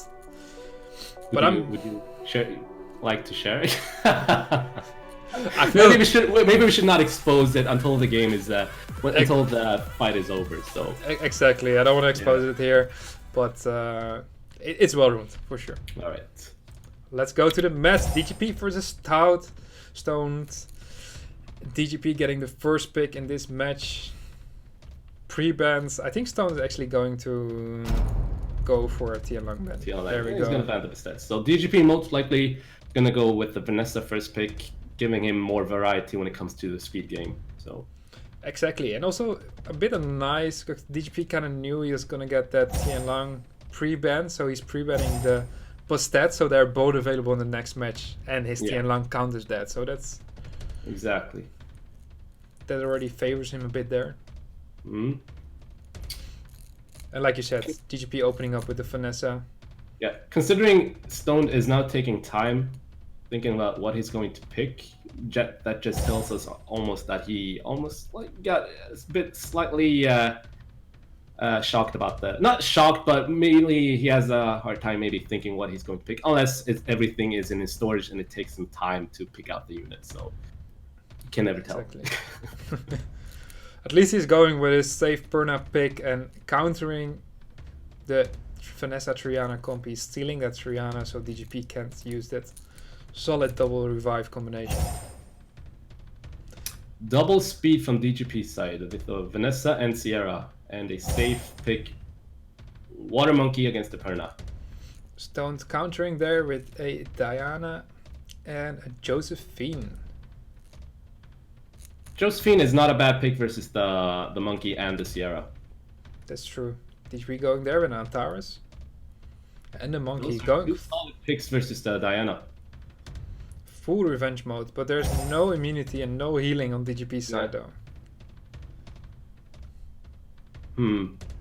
Like, just looking at this, I'm presuming that maybe a Triana ban on Stone's side. Yeah, it's all depending on that last pick. Yeah, all depends on the last pick. It's going with a Daphnis. Which might tell us that the Vanessa might be banned on DGP's side. This is nothing that I am actually really used to. The draft is like, it looks pretty non-meta at the moment. It is pretty meta. However, the way it's drafted, it's not something that you particularly see pretty often. So exactly. So it's gonna be the double revenge, like the revenge monkey, the Antares needing to take some turns here, get some procs. Water Monkey getting the first turn, stripping the Daphnis, gets a strip. Not sure if that Daphnis is gonna go down, considering the Triana is still available for.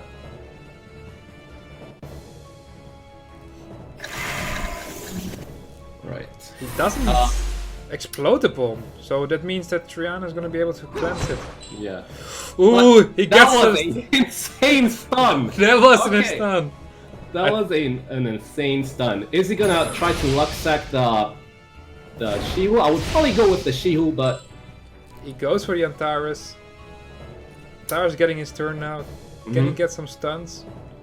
He's hoping to be killed by that Perna here, though. Yeah, the Antares is not gonna. And Perna kills the Antares. Yeah. That just leaves opening for the Diana to just turn as much as she wants to. So it's all about the stun rates, all about the RNG right now. Exactly. That bomb on Triana is not gonna kill, but it looks like Sierra is gonna get a turn before that Triana, so maybe he can land another bomb. Lands the death break. He has another bomb to put on the Triana. I would go to just get rid of the Triana instead. Goes for the Daphnis instead. Is he going to detonate? That will not kill the Daphnis. That was actually a really strong bomb from Sierra. Exactly, that Triana low on HP, actually getting the turn but dying from the dot. And that passive does not stun, okay, from the monkey. Stoat continuing to work on that monkey, glancing hits from the Perna. Monkey being able to kill that deafness here. Sierra will be able to see a proc, does not get the proc, and that revenge Diana is actually going ham right now.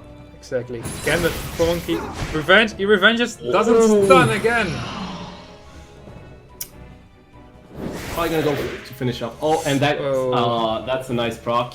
Will he be shielding or going for that turn? He's gonna go with a safe shield, thinking that maybe the Wind Monkey might be on a revenge offset, not gonna take a chance to attack it. But on the other side, Sierra, bio proccing out of the stun, landing the bomb, getting another turn due to the skill 1, increasing his attack bar. Stoat going for a stun, misses the stun. Sierra has another bomb here. Can he kill both units? It looks like DGP has this. Unless this run is gonna go nuts. It looks the 2 wind units, I would probably say, has the upper advantage. Yes, and he has the bomb now. Can he land it? He does, and that is bye-bye Perna. Indeed. Very nice bio proc there by Sierra. I kind of had a feeling actually it was going stone side when that Diana procced after that, after he killed Chio. And DGP a bit unlucky there on the stunts from Singja, the Wind Monkey. But yeah, it didn't land on his stuns, but it did count. It did proc the passive. However, there was no stuns. Yeah, but on the other side, the damage was enough to force Stoned in the end to go for the shield instead of the damage. And actually DGP getting a bit of a lucky stun there on that Perna, because that Perna would have done heavy damage on that Sierra. But that's a bit like there was an uncommon picks from both sides. And it was something you don't usually see combined that often. And I do like that. Considering I do RTA, I do 30 RTA every day. I see the same draft every day. This is not a usual draft. It's fun to see people who are not playing RTA pretty often, so it's fun to see them play. Exactly. So they have new ideas put up on the table. So. Exactly, but meanwhile DGP taking the first win 1-0 ahead versus Stones. It's hard to say his name. Stone. Yeah, I keep being disorganized by that 0 in there instead of no. But it's Stoned, yes, Stoned. Stoned is the goal of the name, I guess. I would presume so. So yeah, it was pretty equal. Yeah, pretty equal fight. Both going for the damage, not really on the sustain side. Yeah, Stoned of course had the Triana, but that was about it. But you can really tell that they're not used to the current meta, so they have their own playstyle. So exactly, that's fun to see. That is actually something I enjoy seeing. So definitely. And now we're gonna see Bastet on Stone side. We're gonna see Tia Lang most likely on DGP side. First pick, if I remember correctly, on Stone side. So he's gonna. The previous game was DGP first pick Vanessa. So Stone will have the first pick advantage, and I'm pretty sure that Stone is going to go with what he's familiar with. He's going to go with the Bastet. He's probably going to ban the Tia Lang, and that just leaves an opening for DGP too. Like he's going to he can already tell that the Tia Lang might be banned. But as I said, it's like you never know. Like we've been wrong with all the bans so far, so we'll just have to see how it's gonna pan out. Exactly. DGP stealing, just pre-banning that Vanessa there, making sure that Stone cannot first pick it. Stone by there countering. That Sierra that did a lot of work in the first match. It did. So getting the first turn, he's picking the Bastet. Actually, DGP can be picking that Perna. Yes, that's what I wanted to say. And he's going for it. Perna Triana.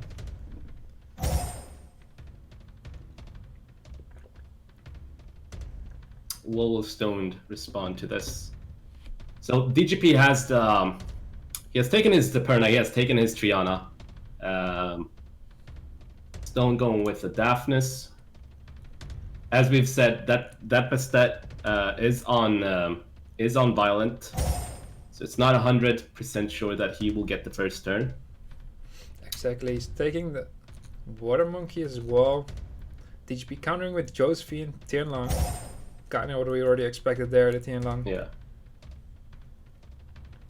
Actually, potentially we're going to see a Tianlang that's going to be faster than that Bastet. Mm-hmm. Depends on what the last pick from DGP side is. But that Tianlang, for sure, I would presume that it's going to get banned, considering that Stone has picked the Water Monkey, which... On the other side, Stone is going for that Okeanos there, and that Josephine is out there as well. That is true. That is actually true. But it's going to be for sure Tianlang ban, considering Stone has Bastet, Water Monkey, Okeanos, and the Diana. Yeah, especially when the Diana was out there, we already knew it. Interesting pick with the Tyrannus. Exactly, going for the Tyrannus, going very, very safe team. I think I would ban the Diana on TGP side. Yeah, Diana would be a for sure ban, and then he can just work on the Daphnis. The problem though, that Daphnis might be able to one-shot that Triana just right off the bat. And then he has to revive it with his Druid. Exactly. But there is we're right. for a change today. First time. Thank you everybody. Thank you so much. Tianlang and Diana ban on both sides.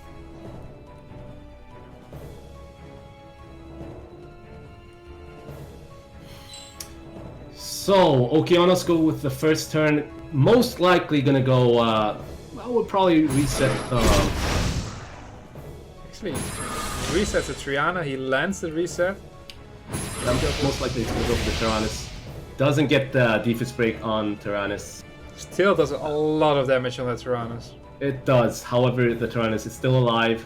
Will be able to provide defense buff at the same time a revive. Exactly. Who is gonna go DGP? He's gonna go for the monkey. Lands to provoke. Can he land a crit on that monkey? Or does he go for a stun? Definitely. He goes for the stun, gets the proc, lands the stun. Yeah, in this case, do you go for the... I would probably go for the kill, yeah. You don't really need to be greedy with that, considering has control. However, we forgot about the Josephine there, so the Josephine could have just finished off the Daphnis. That's true. Getting the Bio proc, just getting the full stun there, proccing with the Josephine. Just getting the stun on that Okeanos in the revenge as well. Gets successfully stuns the Josephine. But in this case, it's gonna be hard to tell. Like, DGP, just looking at this, DGP has somewhat the upper advantage here if he gets the stun, but this didn't land the stun with Perna. Yeah. He's going for a reset on Tyrannus, he gets the reset. So there's... Is gonna stun everybody. Gets a single stun on the Tyrannus. He could just go finish off the Josephine right now. Yeah.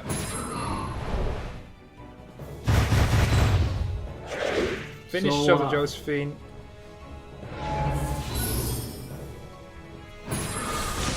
Stone giving it his team again, attack bar increase, going for the shields, extra survival from the stat. That Okeanos is going to have his stuns back next turn. While DGP already used the immunity punish Triana, so it's looking quite good for Stone at this moment. Unless he can land a stun here. Goes for the kill. That is a pretty tanky Oki. I would probably not do that. Might have finished the monkey instead. Has the stun control up again. Gonna see that Perna get his life not turned away. All right, and I'm just gonna let this game flow and see how it's gonna pan out. It still goes for the kill there though. Goes to the resets. Might reset the Triana. I think so. Doesn't go for the reset of Triana. He misses the reset there. Misses it, yeah. Does some heavy damage on that Okeanos. Glancing hit on that Okeanos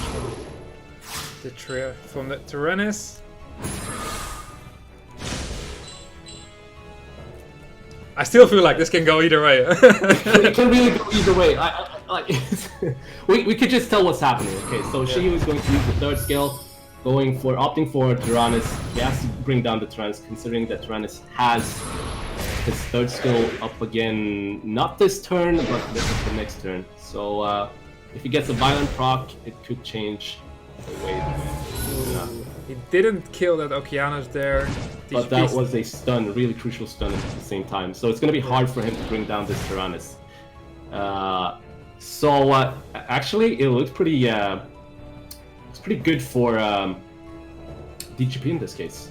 Yeah, he goes for the revive. And he gets a full provoke. And that doesn't kill. So, okay, the game actually turned around. Okay, alright. That was pretty neat. That is the power of Tyrannus, everybody. That is the power of Tyrannus. He can just do some insane stuff, like just turning around the game. Exactly. Tyrannus just surviving it just by a little bit. Giving DGP the edge here, and it feels like game over here. It most likely is game over. It is game over now. The deal from Triana. Yeah. So, there we go. DGP.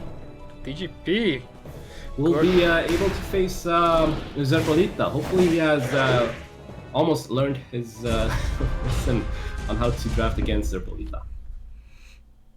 Exactly. He really has to change up what he did in the first match.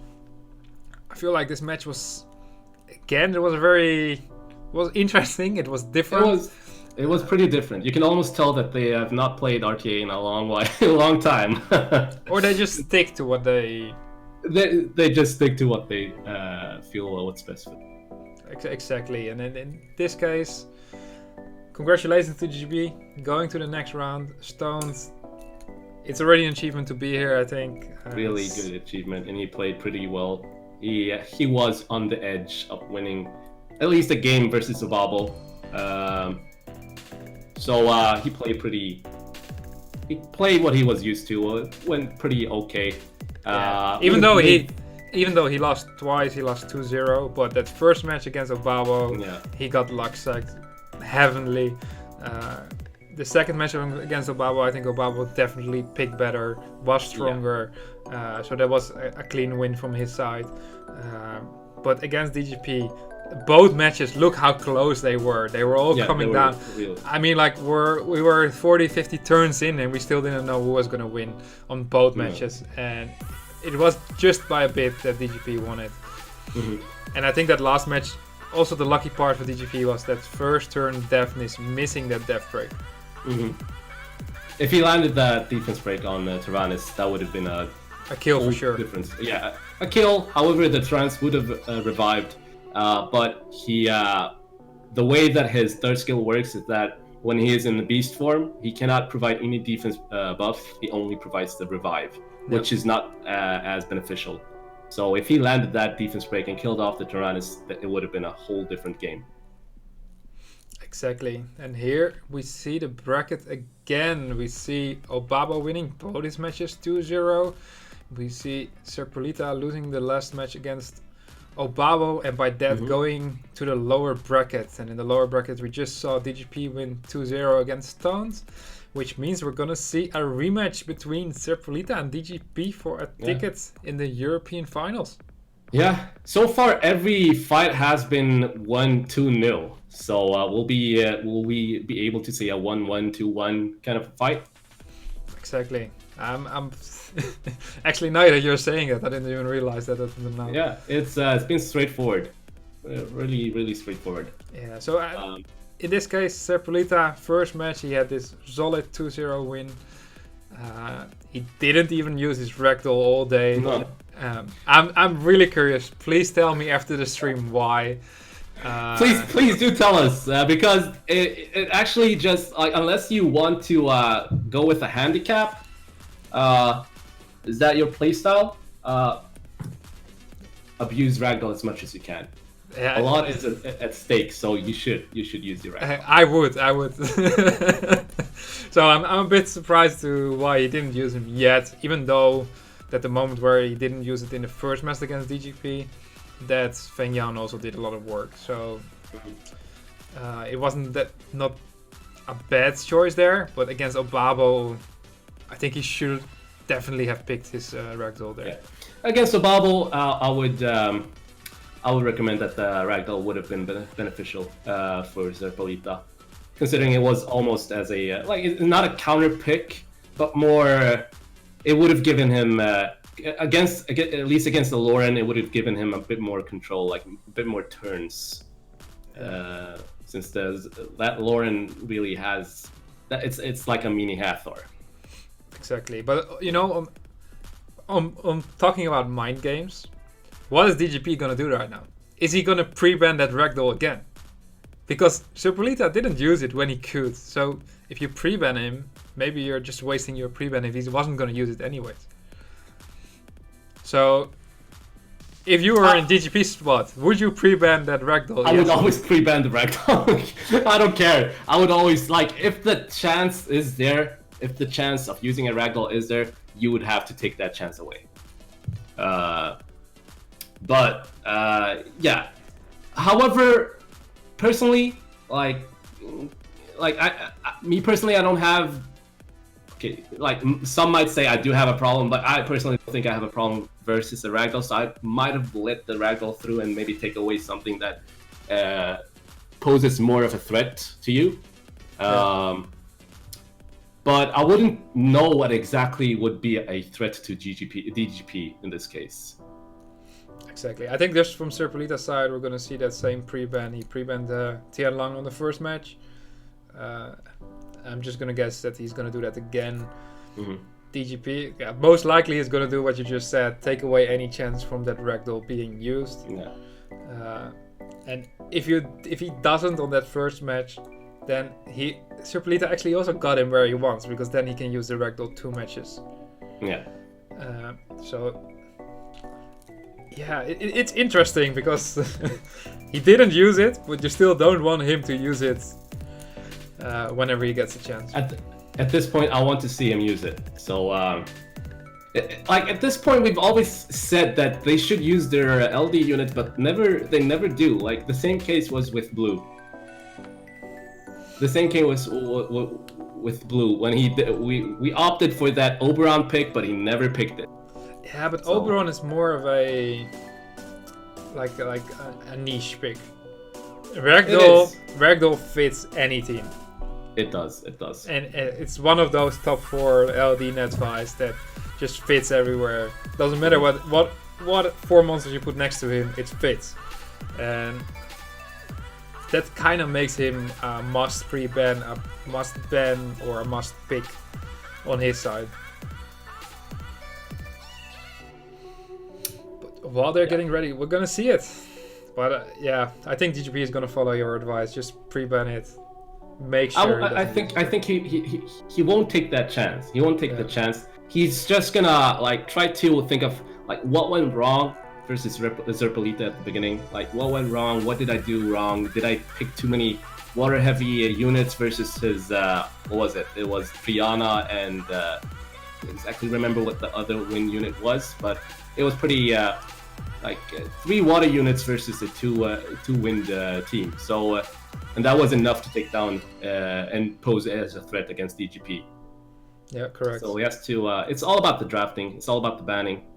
Like if DGP adjusts his drafting, I don't think he will have much of an issue. But it's all about that, that experience. I think, especially on the very first match, Serpolita outdrafted him. The second match was a bit more on the RNG side, was going to decide who was going to come out as a winner. It's clearly DGP doesn't mind that because he did the same against Stones, and both matches went his way. So let's see how he's going to perform in this match. Yes. DGP versus Serpolita. First pick to DGP. He would probably opt for that Vanessa pick if he can. Probably gonna ban the Ragdoll. We might see a Vanessa ban from Serpolita or maybe a Tianlang. We'll just have to see. Exactly. I think it's gonna be the same prevent like we just discussed. Ragdoll and Tianlang out there. Or as we've always said, we're always wrong, so we might never know, even though we discussed it. But in this case, we were correct. We're on a roll now. Last match we were also on a roll, exactly. All right, so I'm pretty sure that DGP is gonna go for that Vanessa first pick. Exactly, taking away this Vanessa from Serpolita. Serpolita most likely gonna counter with that Triana to take it away from DGP. He doesn't.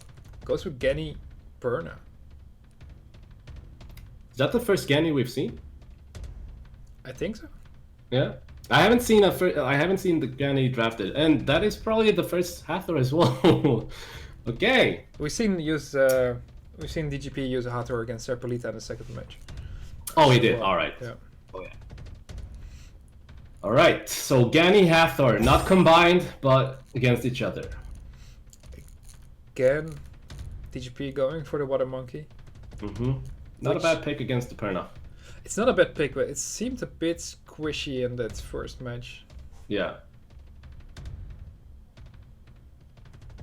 So just waiting for Serpolita's response with that Diana Heavy Wind. All right. Heavy Wind. He's going with the Diana. He's going with the Triana. Like to see double fire from DGP's side. And just maybe ban the last pick, or maybe an Antares would be a good pick right now. But as we've seen before, Antares didn't do much the first game. Goes with a friend.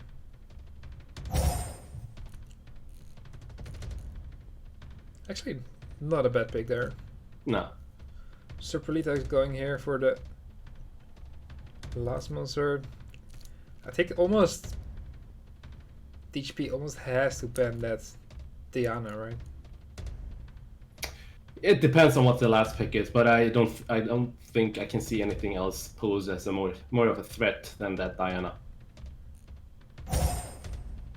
Goes for Juno. Yeah, I'm not sure if that Juno will be. I mean, Juno is a irritation to like it's gonna be a nuisance, but yeah, it's not much of a not much more than the Diana. So the Diana will be banned. Exactly, Diana and Daphne's ban on DGP's side. I think that's what DGP did wrong in that first match. He didn't bring enough sustain. He brought a friend now. Yeah. Gives himself some attack buff, gives himself some healing.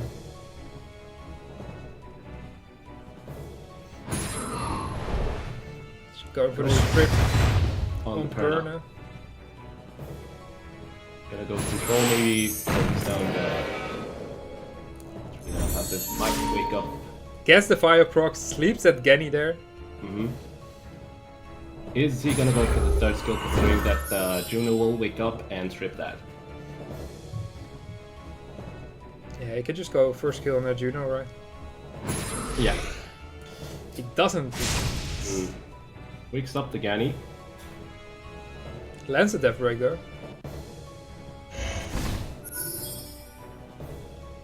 Will he strip everything? And he strips everything. Stuns both the Monkey and the Fran. Yeah, those were some big stunts there. He missed a strip on the Vanessa though, but he did the work there, getting a double stun with Juno. We'll probably go for the stun on the Fran. The Fran might be the main target right now. He goes for a crit on the monkey and actually lands it. Gets a defense break. I mean, attack break. Gets a bio proc, sleeps the Genny. Fran can continue to heal that monkey. And the next turn, monkey can go with the second skill unless he gets stunned. If he's gonna get focused, no, he's not. Will we be seeing a quad stun from this monkey? We saw a double stun, but the passive from Triana procs, he can heal up here. Doesn't he does? That might have been a misclick, but he didn't wake up that Gani. Exactly, that must have been a misclick. It must have been a misclick. He definitely should have gone for... Can he get a crit on the Oh, that was a crucial crit on that monkey. Now it's a whole different story right now. Exactly, and Serpolita is actually doing the same like in the first match. He's bringing himself like a very solid tanky team, hard to kill, and he's leaving DGP with one nuker and he's just killing that nuker. Yeah. Probably focus the Triana at this point.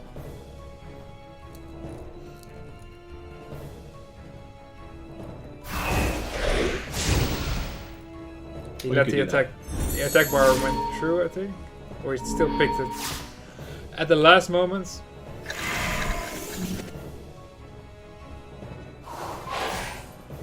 Yeah, there's no way I see DGP recovering from this. No, I don't see it unless he gets a defense break on this Perna right now and proc right after that to just kill it before the Triana gets the passive. Lands a defense break, doesn't get the additional proc. That would just mean that. I mean, like, it looks in the bag of Serpolita right now. On Serpolita's side as well, just here, cleanse the Genny, reset the Perna, and you're set. Yeah. A pretty solid team from Serpolita. Really, that, and at the same time, that Juna actually, that stun on the monkey, that stun on the Fran was pretty neat. Pretty crucial. Exactly, that was very key at the beginning of the match. Yeah. But it's still a bit the same tactic that GP is using, the same tactic that Serpolita is using. So and it's favoring Serpolita heavily in these matches. So. But you know what? It's still not over. That Hathor actually procced into a full team sweep. So. And that Triana procs into Get a fire proc, but he can't heal though, so yeah, doesn't change a lot. Fully strips. But then again, that Perna still has another life. Yeah. And it's pretty late into the game, so that Perna will deal a lot of damage. Exactly. Triana's just gonna cleanse here. The Gani. He didn't cleanse again. I mean, he did cleanse the Gani. Oh, sorry, I missed that. Yeah. I was paying attention to that Triana. I mean, he can't make that same mistake again. That would just mean that he's trolling us. So, yeah. The Fran goes down. Doesn't... Okay, so in this case, we could safely just say that Serpolita has this in the bag. DGP is probably just trying to think of like, what can I do best? What can I do? He's probably gonna pick the. This is a hard time for DGP, considering that Serpolita can pick the ragdoll, but he hasn't picked the ragdoll yet. Yeah, it's just that DGP really has to do something different against Serpolita. The comps that he's been using right now, it just doesn't work. Serpolita brings too much revives, too much tankiness in his team, hard to kill. And in the end, he always leaves DGP with 1 or 2 nukers and manages to kill them before DGP can really do any harm. I would, like, in case for DGP, I would probably like combine maybe Aegir and the Shihu, or instead of using Shihu, use the Aegir that can self-sustain, strip, control. Yeah. So in this particular fight, I would say that Eju would have posed more threat against Zerpolita. Exactly. He needs some more, either more control and keeping the same damage, or he needs to do something completely different. Yeah. And the question is, this match, are we going to see a ragdoll or not? This is his We last... never know. You know what? We should stop asking that question because, like, I think it's the curse is that we're asking for it, and it, like when we ask for it, it never happens. So, okay, don't bring ragdoll. Let's not bring that up. And if we stop bringing it up, he might actually pick it. So exactly. And I'm just curious to see what is DGP. Yeah, do that. What is DGP gonna do different this match? He has to shake up his teams. He has to do something completely different. Because it's not working right now against Zerpolita. The problem against Zerpolita is that, as you said, Zerpolita brings too much sustain. He has that he has the revive with both like with the Triana, with the Perna. That is like indirectly and passively, directly a counter piece draft. So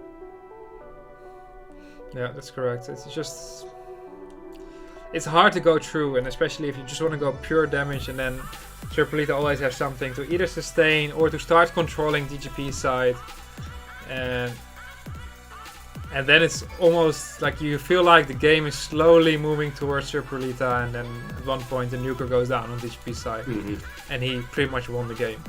Yeah, as we said, like at one point it looked like DGP would have won, but yeah. I'm just curious to see what he's gonna do different. Maybe we're gonna see that Lima. Maybe we're gonna see that Tianlang here. It would be good. It would be good. It would be good. Maybe we can see double panda like the Molong, Tianlang. Maybe just go against what he's used to. Like just go. What do you have to lose? Just pick whatever. Yeah. Yeah. Don't do that. Just best advice. Just pick whatever. Pick whatever. Nah. Draft accordingly. Do not listen to me. Yeah. I'm not the expert. You're the expert. You're in the tournament. I'm not. I tried to get in, but I did not. Feels bad. There we see round 2 from DGP versus Zerpolita, and Zerpolita with a 1-0 lead. Last round pre-bans, Ragdoll on DGP's side and Tianlang on Zerpolita's side. Yes. Let's not bring up the Dark Dragon Knight. Okay, we're not gonna speak his name. Dark Leo. The Dark Leo, exactly. So ban is identical from the time that they fight each other. So the Vanessa and Josephine ban, almost identical. The Vanessa is identical at least. Zerpolita going for first pick. Actually in a very solid spot here. He has the 1-0 lead. He has the first pick.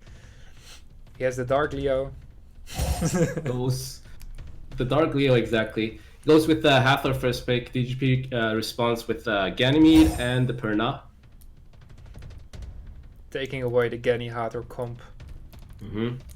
I think that's what Zerpolita was trying here. He was like, okay, pre-banning your Josephine, starting with that Hathor. He would definitely have picked that Ganymede if DGP wouldn't have taken it. Taking his time now though. His plan has to change. There we go. I told you, we do not speak his name, he will get drafted. Alright, finally we get to see the Ragdoll. Now we can safely say his name. Finally we can see the Ragdoll and the Wusa. Exactly. DGP on his side going for Sierra though. Yeah, and Tianlang. We need to see another strip from DGP's side as well, so. I'm not sure about that Sierra pick here, because pretty sure he's gonna ban that Ragdoll, right? So he's gonna face a resistance lead or a Wusa with immunity that he has to strip. Exactly. But he can also opt for that. Yeah, I don't think Shihu is a bad pick right now, to be honest. Does he go for If he goes for it, then maybe Sierra will have some kind of impact, and I don't think we're gonna see a ragdoll ban, but I'm always wrong, so it would probably see a ragdoll ban. Yeah, based on these monsters, I really favor Serpolita here. So either gonna be it's gonna be a ragdoll ban. So the airline ragdoll ban here. So the only strip that DGP here has is from the monkey. So only single target strip. He has no sustain, no immunity. To be honest, if DGP has first turn advantage with his whole team, he might actually be able to snipe a unit. So if he can snipe a unit, then he I think he has too much to do. And his whole team is on will, so as long as the Oki does not land a his second skill, probably one shot. And we'll go for that Tessarian. And now DGP is going the other side. And now it's Serpolita, which pretty much only has one damage dealer. He's going for that. He's going for that Tessarian, trying to kill it. He has to land the sleep on the Sierra. He lands it. Will he? He will. He will use the delayed promise. Doesn't get it on the Gani. Alright. Let's see how much damage this... Did quite some damage on that Tessarian. He needed a fire proc there though. Ooh, that... I think we're gonna see the Perna go down. Does not get the crit. So in this case, I would probably go for the Luxac. Try to strip the Oki and proc. But he's not gonna go for that. Goes for the damage. Doesn't get a fire burn. This Perna will go down. Never mind. Perna's still alive, but that Hazard is gonna finish it off here. Gets a fire proc. On Sierra. You know what? That's not a bad proc. That is not a bad proc. I would just finish that Tessarian, get rid of a damage dealer. I'm not gonna go for that. Tessarian only has to kill one though. Gets a fire proc there.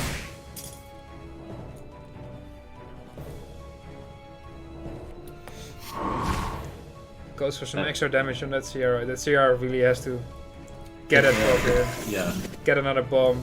Okay, can Monkey land stuns? Gets a stun on the Tessa. Gani will not be able to do much right now. Think that sleep will maybe go on the Shihu. Goes on the Shihu. Lands it.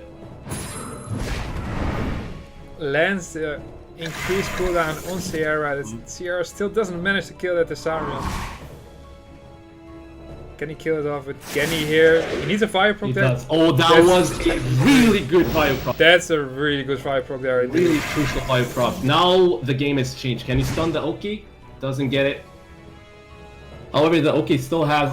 The Oki has glancing, so... Oh, and he doesn't have his skill up, so... I think this monkey can do some insane stuff, and that... It's suddenly looking very good for DGP here. He can reset that monkey. Doesn't go for the reset on the monkey. He didn't get the stun on Hathor. And the Hathor fire proc. Okay, this is going somewhat strangely. This is really amusing. Try to finish the Hathor. Gets the kill on the Hathor. Oki will have to go for the stun. He doesn't land the stun on that Genny. And here we go again. Resetted monkey. Go for the stun. Yeah, this Gani is doing some good work.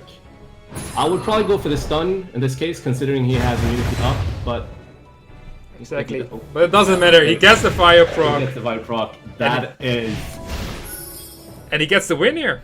He gets the win. He gets the win. Well played. Well played indeed. The first 1-1 game. Exactly, and that is just all about that Genny proc there.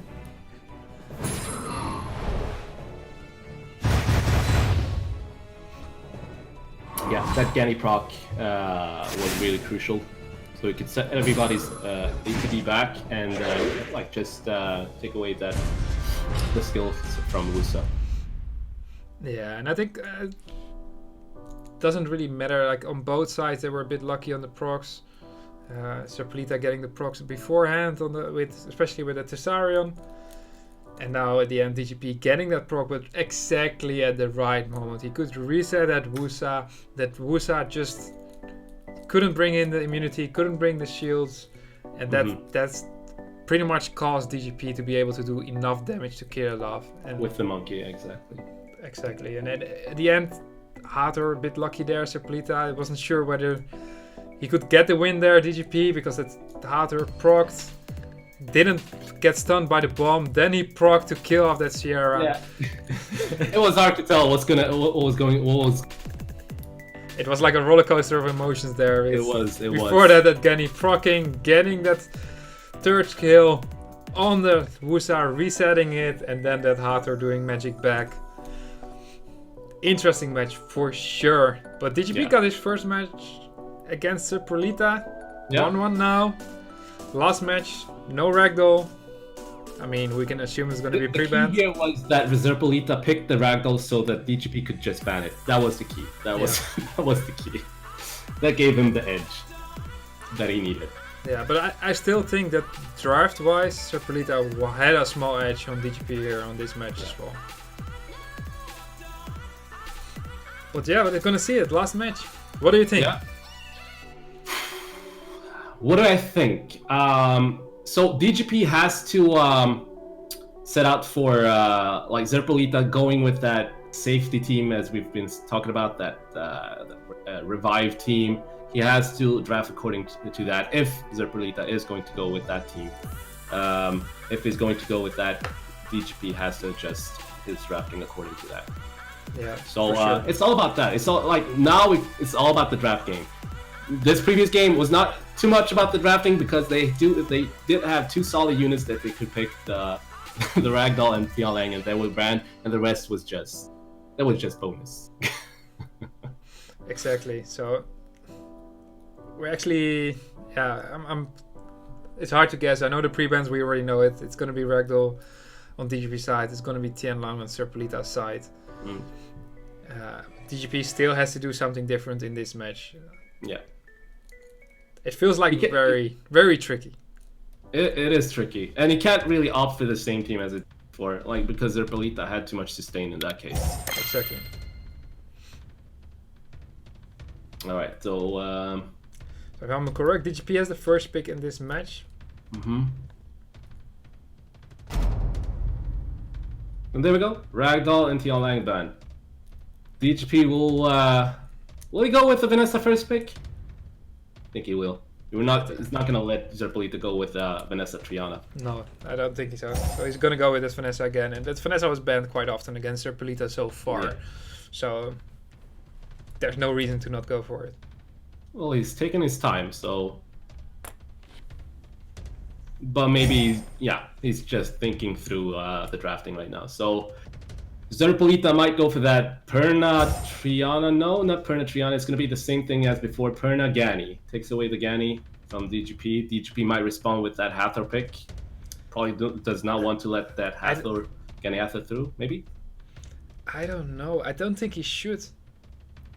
Because every time he did, he kind of got set in a position where he doesn't have enough damage to go through the sustain of Serpolita. So I'm really not sure if picking Hathor is the right move. He could also go just leave the Hathor to Serpolita, prepare for an anti-CC team with his Josephine, with Rakuni, Fire Monkey.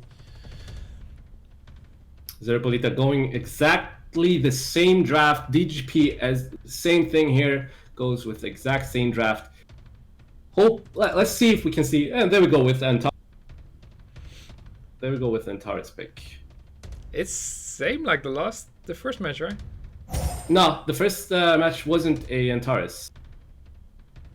I think the second match from the first time they fought each other. We probably have to get a replay on that. So. Yeah, I think the setup is quite similar. Serpolita showcasing his Drunken Master. Would be interesting to see that go through. And there we go with the Tyrannus pick. Would probably see Antares get banned here. and maybe a Diana ban at the same time. I think I would maybe ban Triana on Serpolita's side. Because Think Diana's so? not going to be banned, because he picked the monkey, he picked the Antares, so he wants to counter Diana. That is actually true. That is actually true. And I think Triana is going to cause him more issues than the Druid is. We're both wrong every single time. So DGP the main focus in this case will probably be to bring down that Antares so that Diana can go do whatever she wants. Almost. At least Exactly. that monkey won't be as much of a threat that Antares is towards that Diana. So Serpolita with the mono element wind versus a pretty dynamic team from DGP.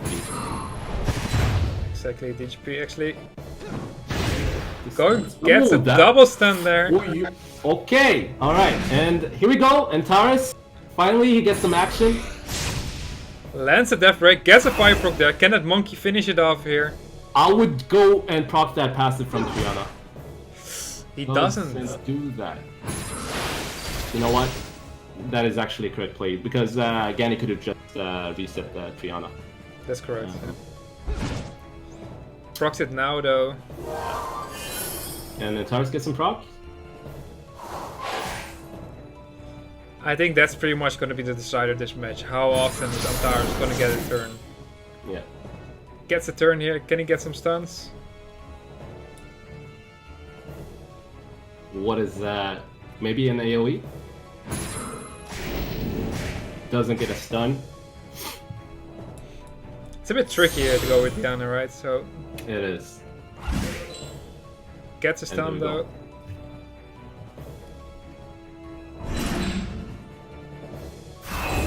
So hard to tell. So hard to tell. So hard to tell indeed. It is actually really hard to tell with that Antares. Switching You to never know. You never know with the 15%. There we go. procs again. That Triana's reset now though. Yeah. Yeah, just deal that stun. That stun is gonna get cleansed by Triana. Yeah, but at least he forces out the immunity here. Doesn't cleanse the stun. Just might want to go with the full maximize his damage with the second skill towards that water monkey. So as long as, to be honest, I don't think water monkey poses too much of a threat. Unless he gets his stun with the second skill and his first skill. So Yeah, but this is exactly what DGP wants. He doesn't want a fire proc there. So his monkey can survive another turn. Maybe do some stuns there. Mhm. Doesn't get a single stun again with that leech there. So he's going there, gets a stun on Diana with his monkey. Okay, we'll just have to like talk about what's happening right now. He gets double stun on the Diana that was already stunned and on the Gani. I think the Triana still has her passive up, so it's not gonna get one shot. That Diana's not gonna get one shot. And Doesn't have the heal though. So Triana gets the proc. gets the We fire go. proc.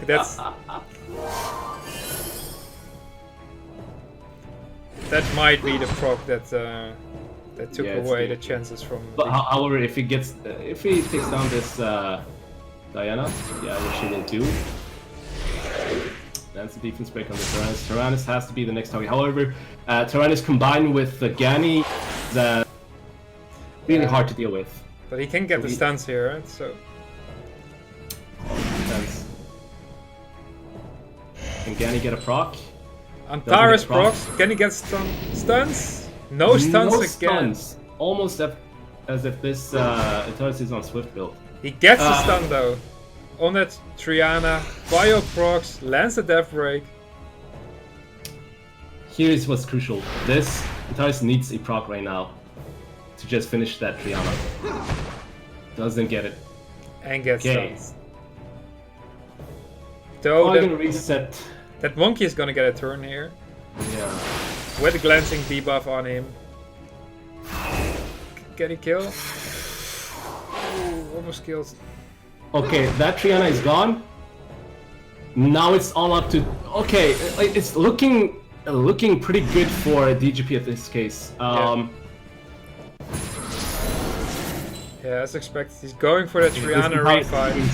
This Antares is actually doing some work. That is, that might be, Triana going with the win again. Probably gonna go with the defense break on that Tyrannus. Exactly, very nice. Tyrannus will be the main focus right now. Doesn't land a stun. But that is, waiting for the Vanessa kill. Can Tyrannus, can Antares get a proc, and he gets it? Just go with the second skill. Exactly. That is a Druid gone. That is a win for DGP. That was wow. This match, crazy. That was pretty nice. That was pretty nice. So, DGP, going forward to the Europe Cup.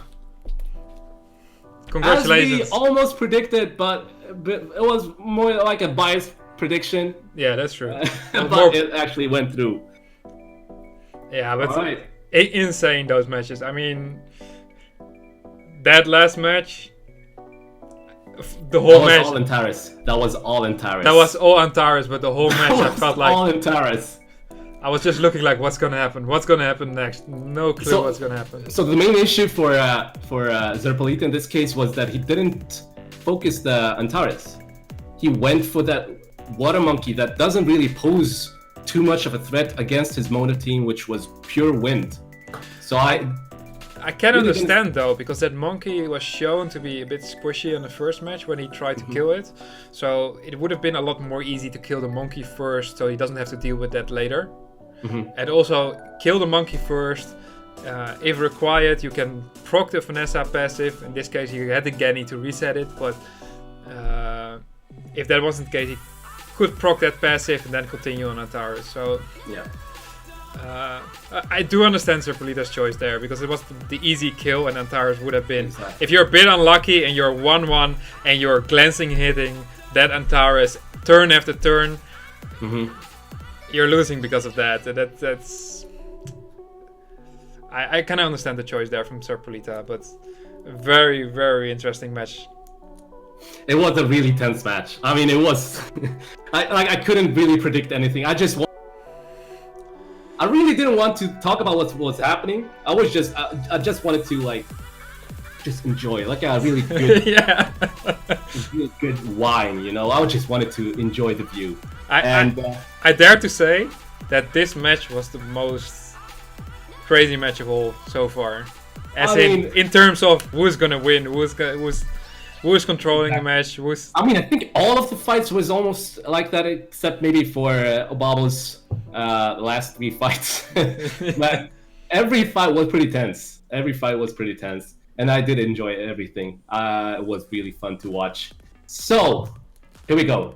Obabo and DGP continues to the Europe Cup. I'm pretty excited. I am actually really excited. This is exactly the outcome. If I'm going to be really biased, as everyone has really already seen me be, this is the outcome I wanted to see. Exactly. I think DGP really took some risk there. He got paid for it pretty much. He changed up his game, and that was the most important thing. He had to change up his game against Zerpolita, because he really got outdrafted in that first match. And guys, look at the code. Take that code. I am sorry that I interrupted you, Chris, but no worries. I know people will spam code. People has been spamming code. There you go. That's the code. Take that. Send that to me. Exactly. I need it as well. Share it in all the group chats. Do it. Second code is out there. Get that mystical scroll. Summon yourself a nice net 5. And get that net 5. End of this group. Indeed, like you said, Obabo and DGP going through, but actually Zerpolita in that first match really showing it, getting there, destroying pretty much DGP, the European champion from last year, 2-0, very well on the picks. Obabo was solid overall, I think, today. Except that first match was 50-50. He got luck on his side, but the rest he was very solid. And DGP just taking risk, getting paid for it against both Stone, because both matches I thought okay, these could go anyway, the whole match, and against Zerpolita the same again. Yeah. So there we go.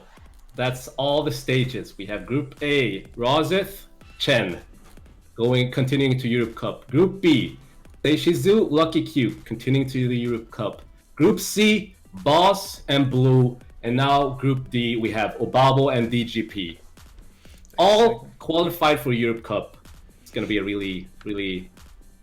I'm looking forward to the Europe Cup. I am actually looking forward. We have 2 Swedish people. We have 2 Dutch people. We have 2 people, 3 Swedish and 3 Frenchies. We are and represented 1 from the UK. Exactly. Congratulations to all the players who competed on such a high level, and definitely congratulations to all the players that Taki just mentioned that managed to grab their ticket to the European finals. All the groups are not done, so that means that we are on our way to the European finals on 7th September 2019 in Paris, and there we will find out which 2 European players will get their hands on the tickets to the World Finals, on 26 October 2019.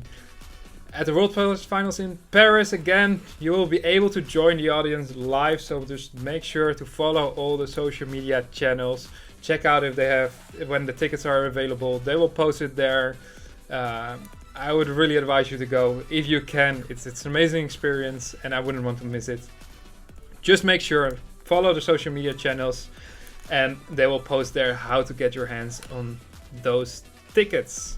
For now, all group stages are done. I would like to thank everybody for watching today and spending your Saturday afternoon with us. Make sure you still quickly sign up for that raffle if you didn't, because I'm pretty sure it's going to be closed anytime right now. And of course, we really hope you enjoyed the group stages, and we hope to see you back on 7th September 2019 for the European finals. For now, see you everybody. Thank you everybody.